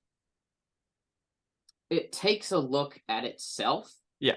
And makes you think, yeah, superheroes in the real world would be a big fucking problem, wouldn't it? Right. Like, cause Civil War kind of does something similar, where it's like, superheroes, we should just register you under the government as weapons. Yeah. But this movie, it goes so much further and in a political and emotional lens as to what it really means for us as a society, as a race, It's something that Neil deGrasse Tyson compares to in this movie, where he talks about evolution, and it's like, hey, we learned that we're not only the special in this planet, we learned that we were insignificant in the universe, and now that there's like a giant alien, like how much smaller does that get for us? We're meaningless. Exactly. Yeah. So we follow into the film. Bruce Wayne follows up with Wonder Woman, gets his flash drive back, and starts to decode it. And he wakes up in a nightmare sequence that's raw as fuck. The IMAX photography in the scene is awesome. I love the way it looks. If you've not seen the 4:3 version, anyone listening, check it out. It looks so good. Water break. Okay.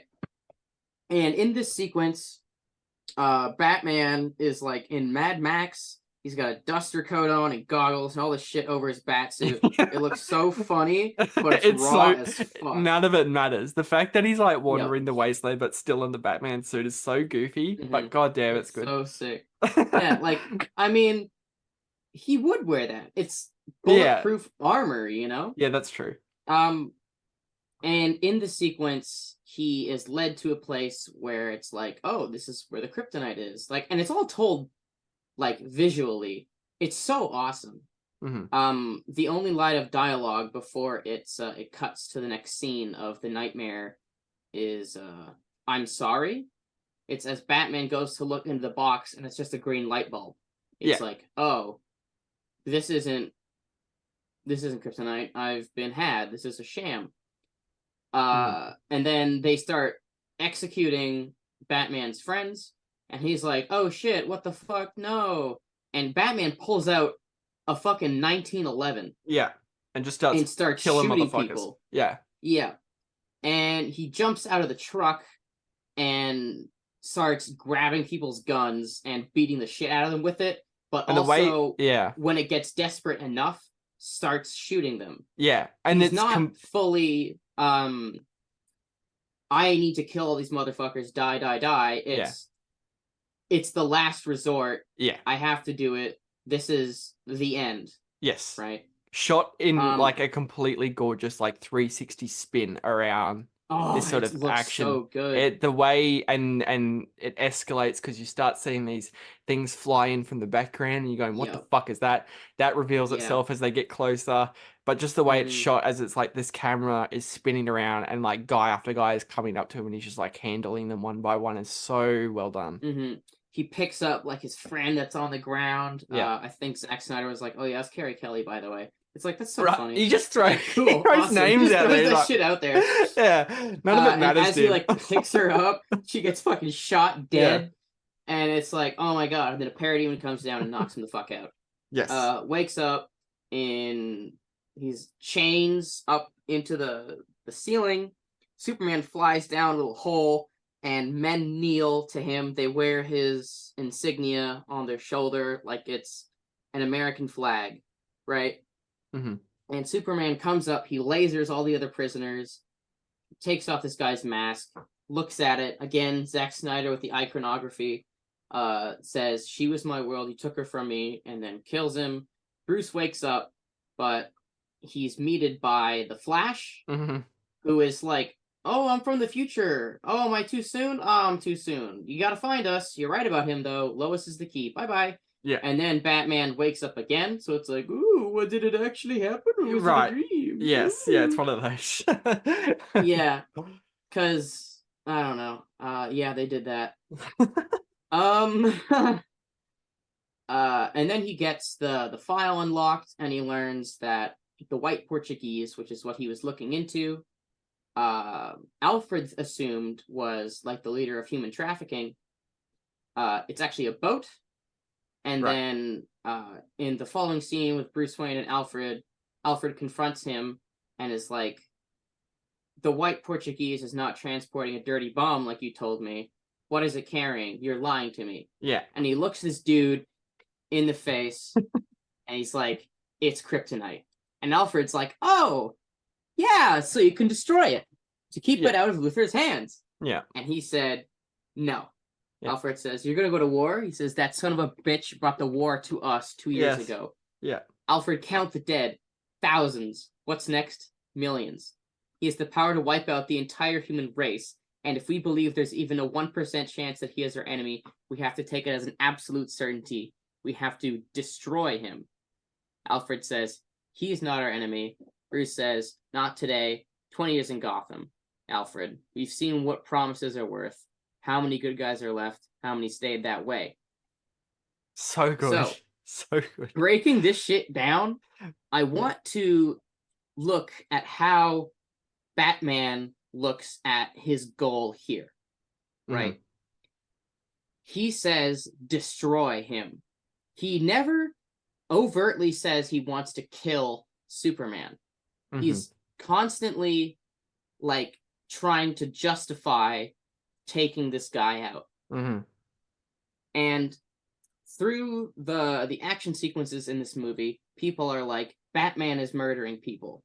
And the way the film really tries to get it across is during these sequences in the Batmobile and when he's in the Batplane, he's so emotionless. He drives through these people and shoots through like it's a brick wall. Oh, it's just another task yeah. for him to do to get to the next step. Yeah. He is so laser focused, tunnel visioned on the goal of saving all of humanity by destroying Superman.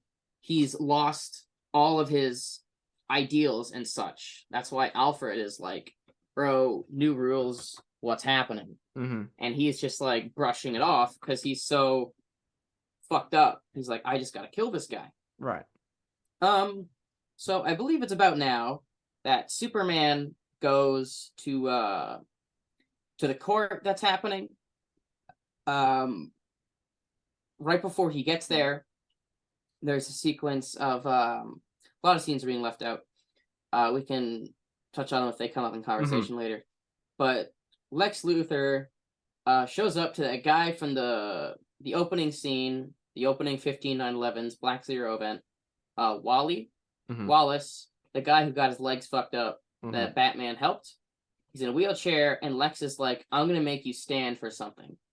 Funny play on words. And gives him a wheelchair, and he's like, oh, okay.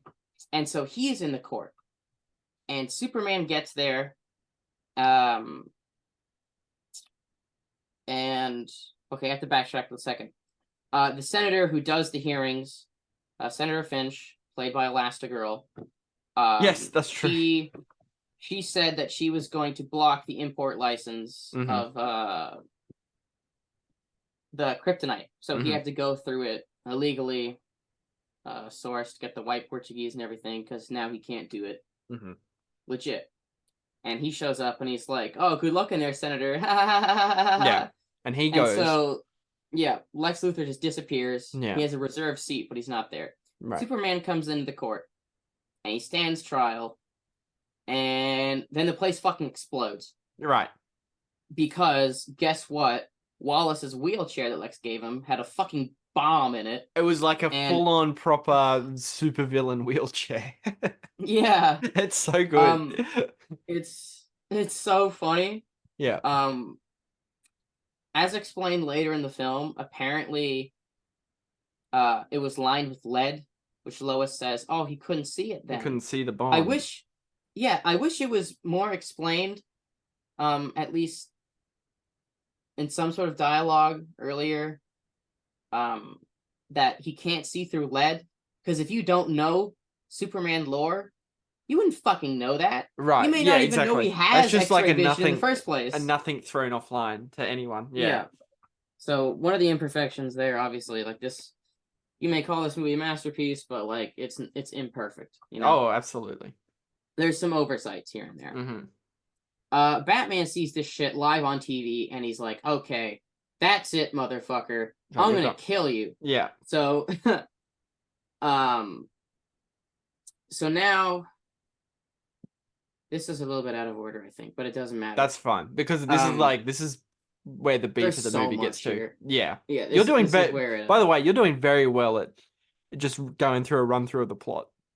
Yeah, it's. I've seen this movie. I could probably do this as well as I could do Spider-Man 2. Yeah. Honestly. So we then get to Batman standing with a fucking rifle over the docks. He shoots a tracker onto a truck that's carrying the kryptonite. And this action sequence with the Batmobile is fucking awesome. He drives through cars. He pulls a car and uses a winch to fucking hurl it onto another car. And in the end, they get away. But that's not the end for Batman, you know? So he eventually sneaks into Lex's whole compound and steals it. Makes a whole fucking mess of the place. Lex comes in after, and there's a batarang just slam right in the middle of where we previously saw this kryptonite. It's raw as fuck. Yes. So then we see Batman training to be bigger than any man has ever been before. He's doing pull-ups with like 300 pounds of weight chained to his legs. Yes. He's smashing hammers. And He's also just like everything. Yeah, I do love sort of you also get sort of the inventor side of Bruce Wayne where he's making the kryptonite weapons and that sort of stuff too. He makes gas grenades full of kryptonite and he makes a spear. Which is awesome because that's like the spear of destiny, like the spear that pierced Jesus. Yeah, like it's such the whole. It's so awesome. I know it's so dorky, but it's like it's just Snyder's thing, where it's like just the image of the spear with the green glowing tip is just the coolest stuff.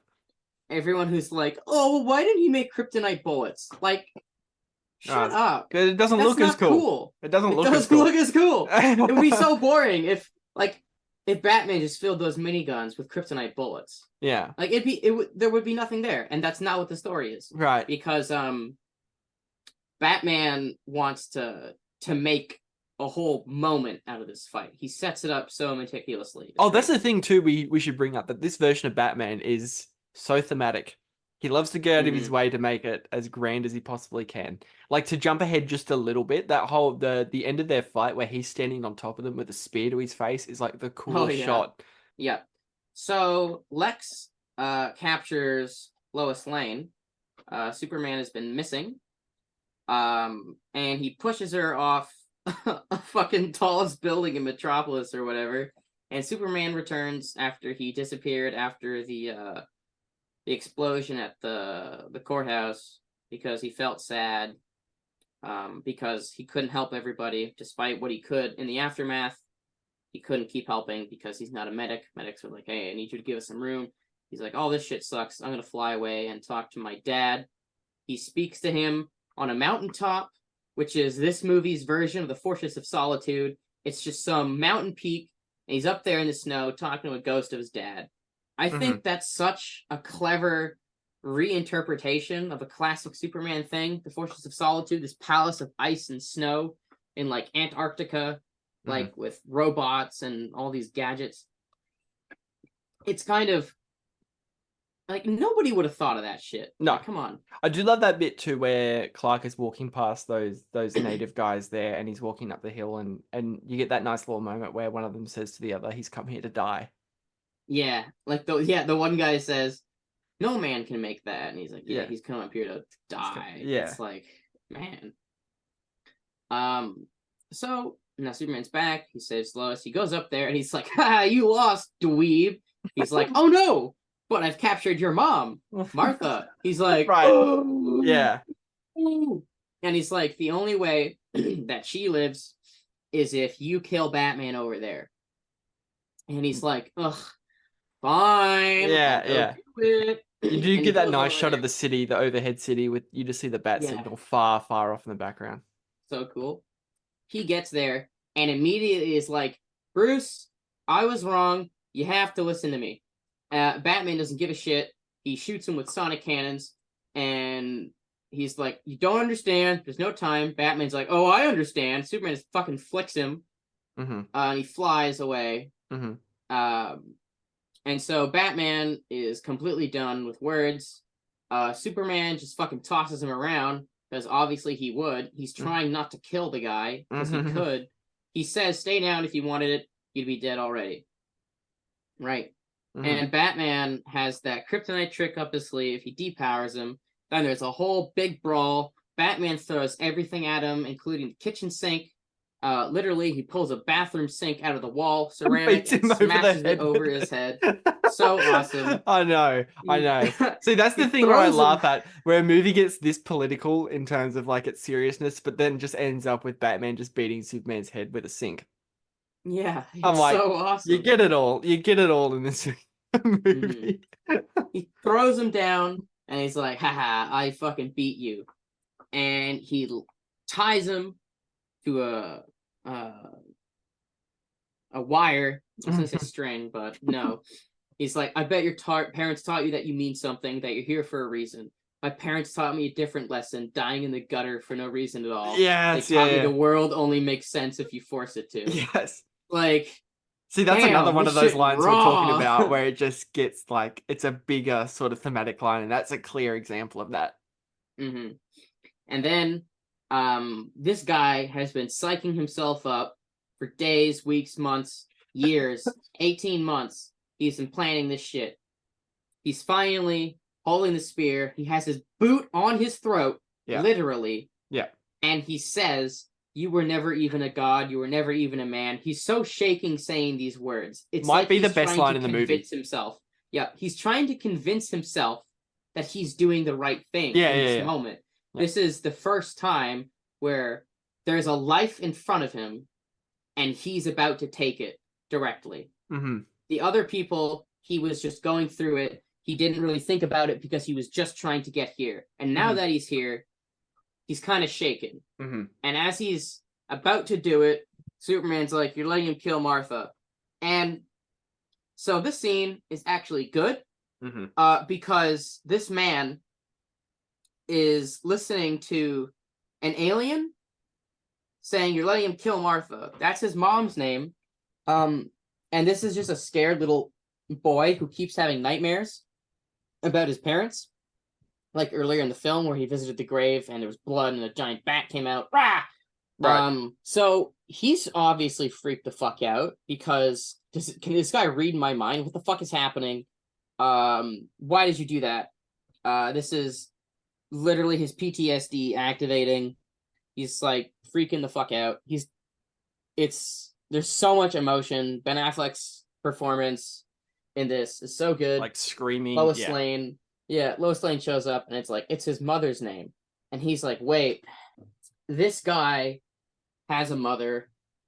What the fuck is going on? Yeah. So he backs off and it's like a 30-second unbroken shot of Batman just literally thinking and contemplating and then throwing away the spear because he's like, what the fuck am I doing right now? Yeah. Like, I'm killing a son. I'm killing somebody that means something to was that ultimate mother.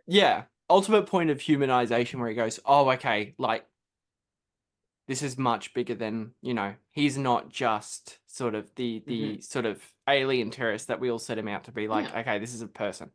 This is a He's person. not a guy who flies around and blows shit up. He has a life. He's a person, because he was just like, I bet your parents. But the fact that they even share the same name, and now he has to think that this guy has a mother, like, he knows the name of this person's mother, and it's just a human name.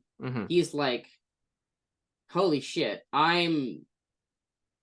Like, this guy just had a big reality check right now. And so he says, I promise you, Martha won't die tonight. And Superman flies over to Lex, who is now at as mentioned earlier, the remains of the Kryptonian ship, because he turned Zod's body into a giant monster. Doomsday. So Superman and him start fighting. Batman goes over to this warehouse where Martha is. He is still shook.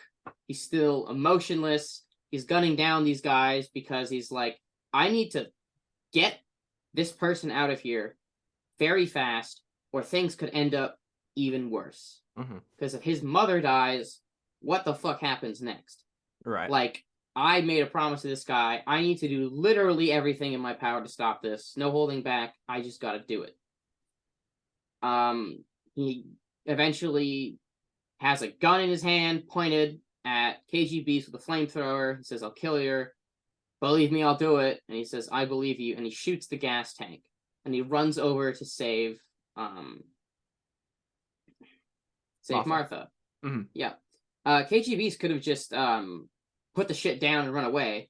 No, he ignites even further to try and blow them up. So in a way, Batman gave that dude a chance. Did he take it? No. So now this is where the end of the film happens. This can be really summed up in like a sentence. Batman and Superman and Wonder Woman who shows up. They fight Doomsday. Superman gives his life to stop Doomsday by picking up the spear and puncturing it through Doomsday.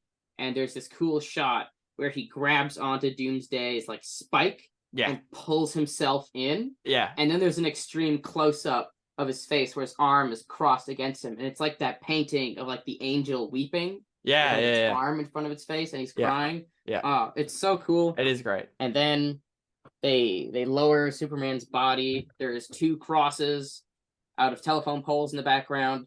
Is that symbolism to how Jesus was crucified on the cross next to 2 other criminals? Who knows? Just gonna put that out there. And then Batman sums it up. He's like, he gives the men are still good. We fight, we kill. But we can rebuild. We can do better because we have to. And then it teases Superman's still alive, and then the movie ends. Well done. We've been here for an hour and 6 minutes and 50 seconds.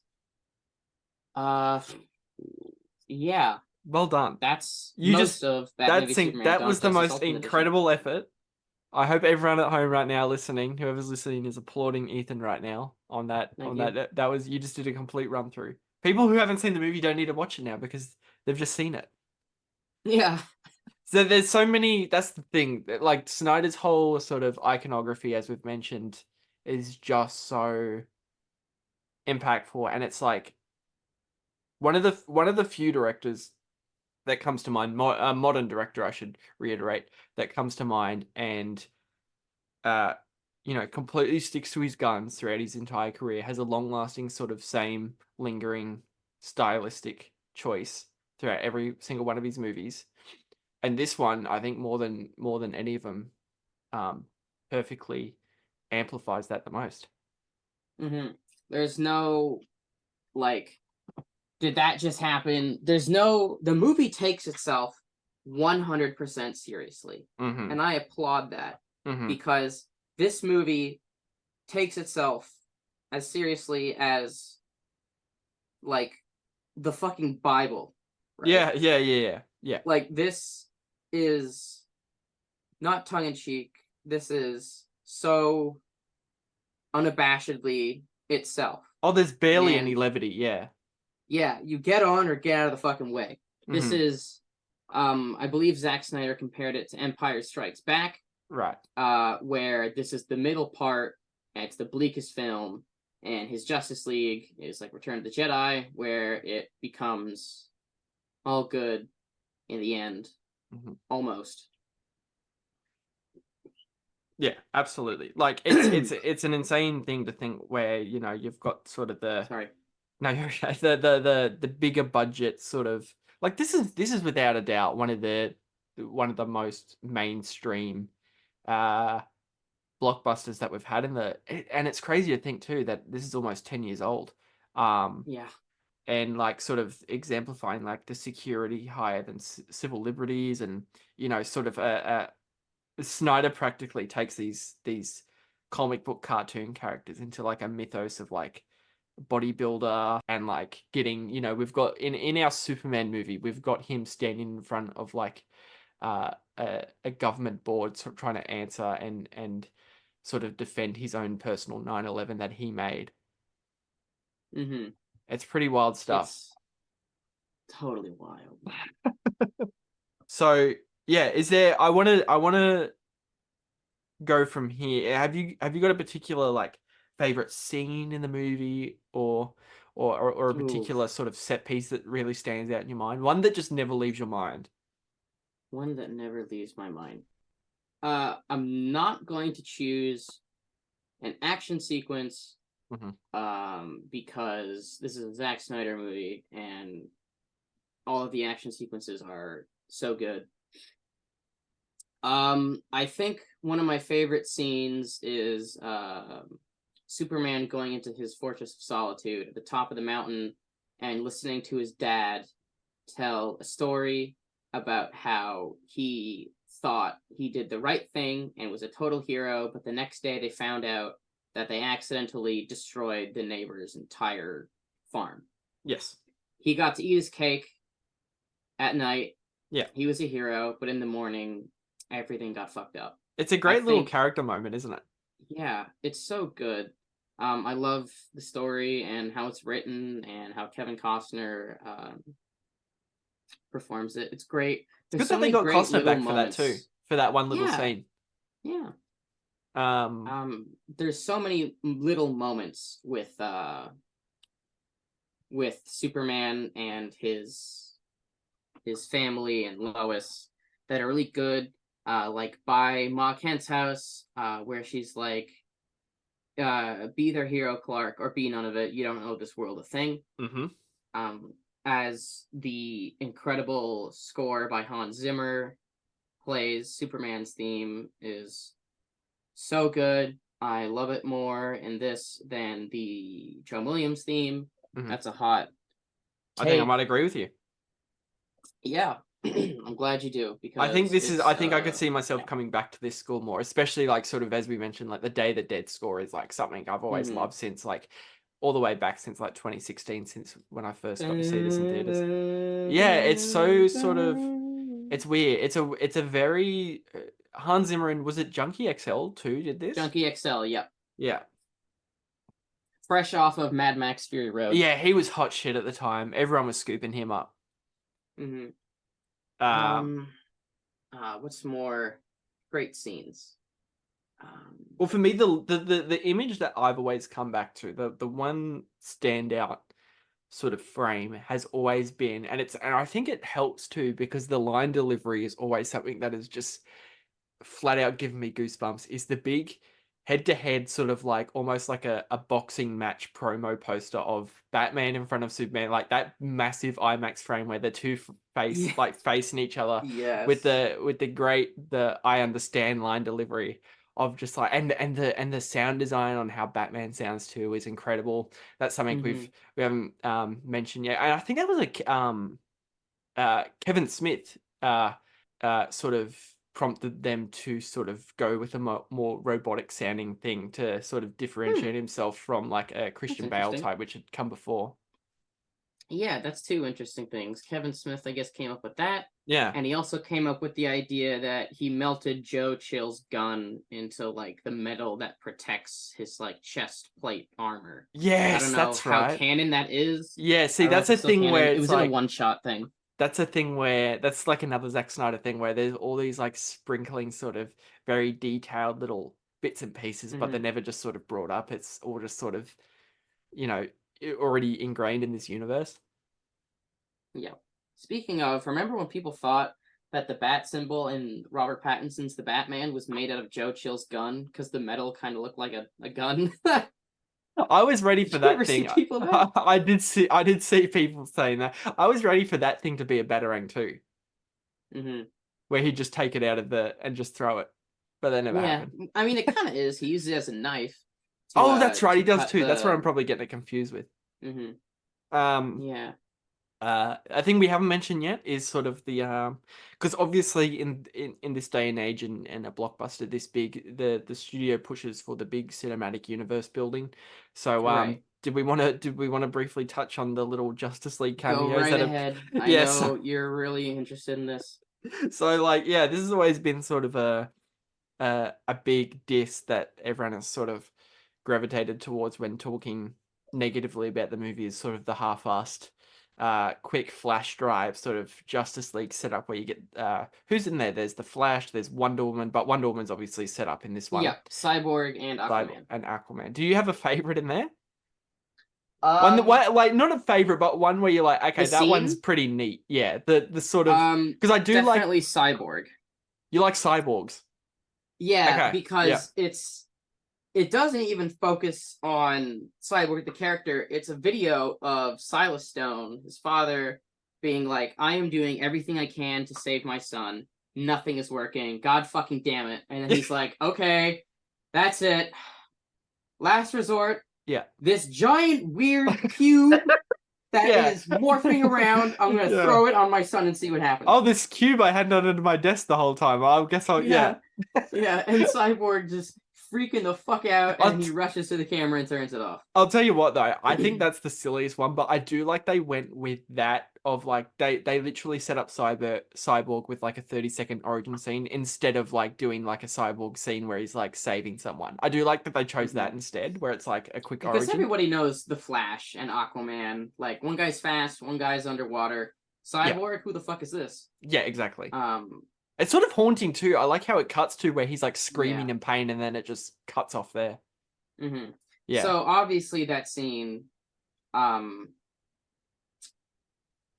outside of the context of the film, very funny, very silly, very dumb. Yeah. But it does work in the way that it's to get Wonder Woman to help. Yes, that's true. Because she's like, okay, well, there's other fucking freaks out there, like, but you know what? I don't care. I'm gonna leave. Mm-hmm. And then she sees on TV that Doomsday's attacking and Superman is like doing jack shit. Mm-hmm. And she's like, I have to step in. This is it. These are a bunch of weird people that we can't be found. There is literally nobody else. I have to step in. Mm-hmm. It is sort of a great. It is, and it does lead into. It's a very silly reveal of like she's just suddenly fighting along these two strangers that she's met, but by that point it doesn't matter. Yeah, it doesn't matter. The movie, It's, it's like it's sort fun. of how we talked about with Wild Things. It just completely shifts into almost a completely different movie. Yeah, it just. And actually, not to give It's any in the away, high but gear. that what might be the connecting tissue between the two. I very well could There we be. go. There's a little hint before we wrap up. Yeah, but like that, I think everyone in that little fight at the end gets a little thing to do. I do sort of like love the little Wonder Woman moments where she's fighting Doomsday and like he knocks her back and she gives it like this little smile where she's like, okay, now this is a challenge. Yeah, that did something to me as a child. I do like little character moments like that. Yeah. I think this is the only good performance Gal Gadot has ever given in her life. I think so, because she is not good in any of those Clicking Wonder on her Woman movies. page, besides Wonder Woman, which she's bad in all the other ones, she's fine in Snyder Cut. She's only good in this because she has like 10 lines.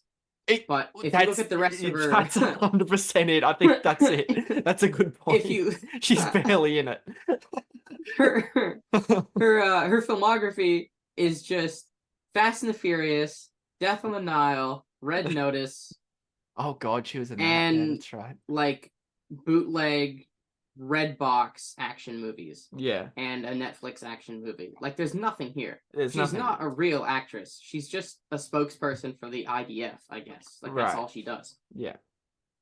Do you want to get back into the Batman being Dick Cheney and stuff? Yeah, that stuff is I've always loved. Because it's so like it's that that's what I mean when I get back to like when I circle back to at the start when we're talking about like I'm not surprised that people hate this so much because of shit like that. When you've got one of the most beloved superheroes literally quoting Dick Cheney, you're like, oh, okay, yeah. No, I completely understand why someone would just not be gravitated towards something like this. It's so I think I said it to you, I don't know if these are someone else, but there's no way that they went into the Warner Bros. Office and went, okay, guys, Batman is the United States government responding to Osama bin Laden. Like, yeah, no, that's it. That's the movie. That is the movie. It's so insane. Yeah. How they got away with this. Yeah. To me, I've always seen this movie as sort of like Snyder wanting to make sort of a grassroots political movie, but never been able to get the funding for that, and just sneaking that exact movie he's wanted to make into a superhero movie. Yep. There's ideas of how much of that could have come from Chris Terrio's script versus what's done here. I know Terrio working on the script, the deadlines and what he had to use were kind of fucked up. Like, they gave a script and I don't know who brought him on. Maybe it was Zach. Maybe it was Ben. I don't know, because Ben Affleck worked with him on Argo, I believe. He saw the script and was like, "Oh, this is a fucking mess." He had more time than David Ayer had with Suicide Squad. Yeah, I think he had yeah, a month or 2 weeks or something to hand in the script. But there were certain things they would not let go of to be in the movie. It had to be versus. The title had to be Batman v Superman: Dawn of Justice. That was out of the question. They could not change the title. That was a cement thing. Okay. Yeah. And that goes to show where Warner Brothers' mind was at. They wanted to have a big fight, and they wanted to tease the Justice League. That was their main goal, is to set up the universe. And Zach and Chris dapped each other up, and they're like, "Hey, we're gonna make the craziest shit ever." Space Cop often talks about how Chris Terrio and Zack Snyder were making completely different movies. I disagree. I think they're pretty in sync with this. It's so... I don't want to say convoluted, but like it kind of is, you know? Because you really need to do like research into this movie to really grasp everything, or watch it multiple times, because there's so many things in there, like Lex Luthor paying off people who weren't even there to say that they were there when Superman came into the desert, and lie under oath that Superman killed all their friends. Like, there's so many little things. That also was taken out theatrical cut. Like, so much was just removed. It's insane on how much, watching these almost, if you could compare the two on how much sort of linear the Ultimate Cut makes sense. Especially Lex's plan too, because I feel like the Ultimate Cut adds in a lot of sort of connecting stuff on what makes Lex's plan make sense, because in the theatrical cut, it's just so... everything is just so disconnected.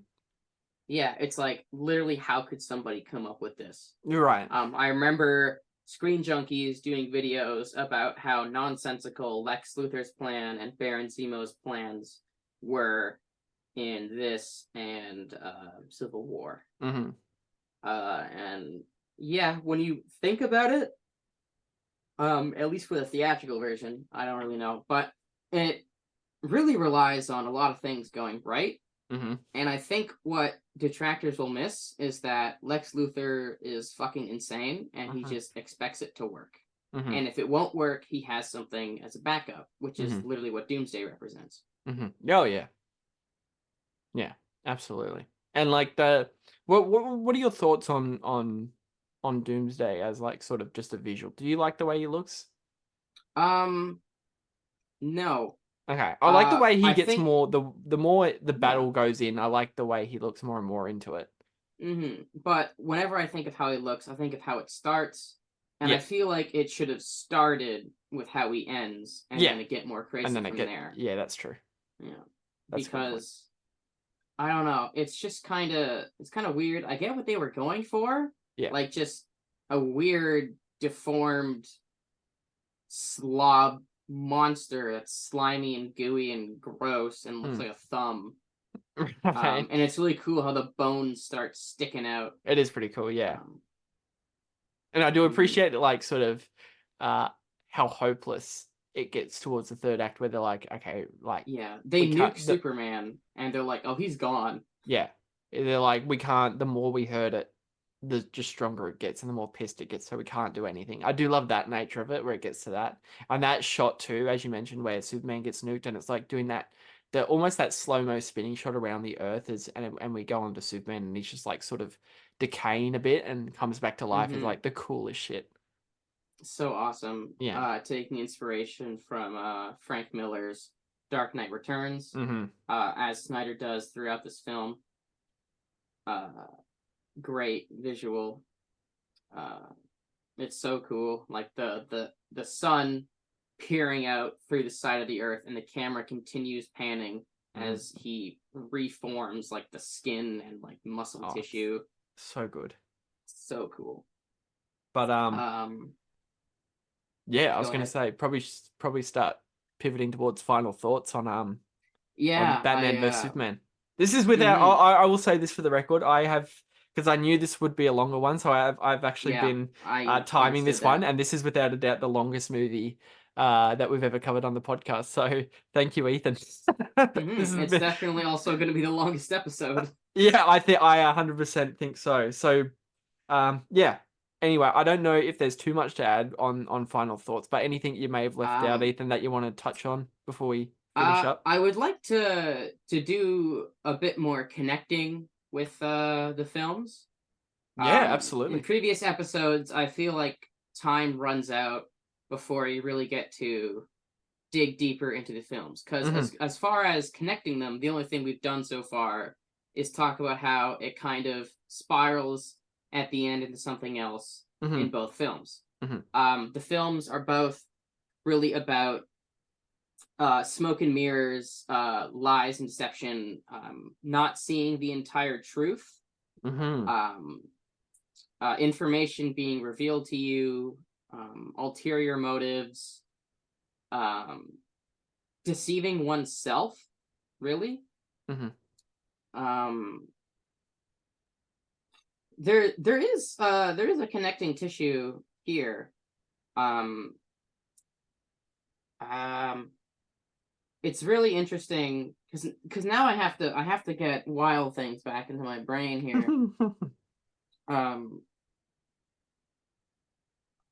Sorry for those listening. This recording may not be all in one sitting, so forgive me. He's revealing the curtain. Yeah. I'm peeling back the curtain. Hi, it's me. I'm Mr. Oz.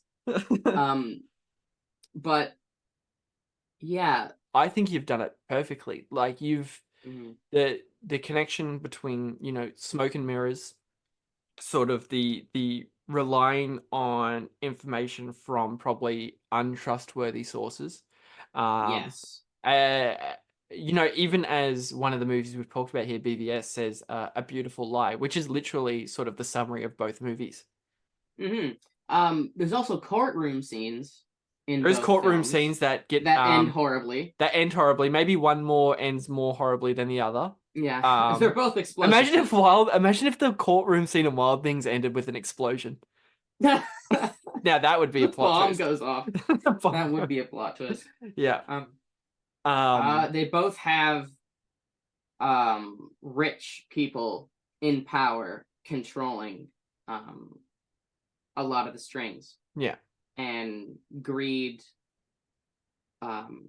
I feel like the greed in Wild Things is obviously more towards monetary, more towards money and sex, whereas for Batman v Superman, it's about power and controlling and maintaining power over others. Political leadership. Political power. Whereas Wild Things, it's about having the sexual power over others and being better than anybody else because an alternate title for that movie is How to Get Away with Murder. Yes. Yeah. An alternate title for this movie could be How to Get Away with Murder. That's true. I mean, that's the whole thing with Superman. That's I think that's a perfect summary on both movies. You've done that far better than I could have. Yeah, that was one thing that immediately after watching Wild Things, I was just scrambling to be like, okay, how well does it stack up against Batman v Superman? I think they're both really good movies. If you had to watch one of them, don't watch both of them because you need to be listening to our podcast. Our podcast, your podcast. I'm a guest here. If you've made it this far and haven't seen these movies, go watch them. Preferably back to back. Yeah, preferably spend 5-6 hours of your day doing this, and then come back and listen to the whole podcast over again. Yes, you've done it. You've done it perfectly, Ethan. I cannot thank you enough for coming on. You're welcome. This has been an absolute joy on talking these Fucking two beauty, back to mate. It's been this a is fucking beauty. fucking beauty. This is when I've been cooking up the idea of no intermissions. This is one of the first double features that came to mind on what I've wanted to do. So, and I think, you've been the perfect person to come on and talk these two movies with. So thank you, man. Yeah, while I am the Raimi man, I wasn't gonna let anybody else talk about this movie. No, and there was only ever one person to talk about these two. Because I feel like this conversation would have been dry or very negative and back and forth of this movie stinks, but no, it doesn't stink. People who hate this movie, you stink. Like, drop. 100%. On that note, did you have anything you want to plug or anything you want to reach out to the people that may be listening? To the people who are listening, you can find me on Letterboxd at letterboxd.com/fun _man_ funny man. You can catch me on Twitter at not funny man. I got suspended for saying mean things about David Zaslav, so I'm not funny man. Look for the guy with Sam Raimi as his profile picture. I make a lot of stupid tweets. I argue with my friends a lot. And yeah, I'm trying to put together a presentation for my local cinema to play Sam Raimi's Spider-Man trilogy. I've edited together some of what I'm cooking up, but every time I think of doing more work, the idea gets grander. So I think I gotta put a date on myself. But everyone get behind Ethan and make this idea happen, because he's cooking up something. If you love the review cinema, if you're in Toronto and you see those Spider-Man movies, you're welcome. Yeah, it's gonna be Ethan's fault. Yeah. Yeah. No, he's cooking. He's briefly touched on with me on some of the stuff he's doing over there for that cinema there. So it's very, very, very exciting. If anybody would like to hire me, just shoot me a DM on Twitter. Hire me for anything. I do not care. I need money. I'm poor, and student loans are a bitch. Thank you and good night. Too right. That's it. No, but thank you so much for coming on, man. This is it. And like we mentioned, like Ethan and I are already cooking up to get him back very soon on the pod. We've already paired 2 movies together that we want to talk about. So yeah, it's already decided. So if you think, this may be my longest episode I've done yet, and you're thinking, I have nearly not had enough Ethan, don't worry, he's coming back. He's coming back. I'm coming back. He's coming back. I've cooked it up, and I I've already promise booked him in. It will be a Sam Raimi movie next time. I won't disappoint you twice. To my loyal fans out there. Yeah, I've already booked him in, so we're gonna be cooking there. It's gonna be very exciting. But until then, I'm absolutely exhausted. That was a big one. But yeah, grab that gem, you guys. We'll see you next week. We'll see you next time, guys.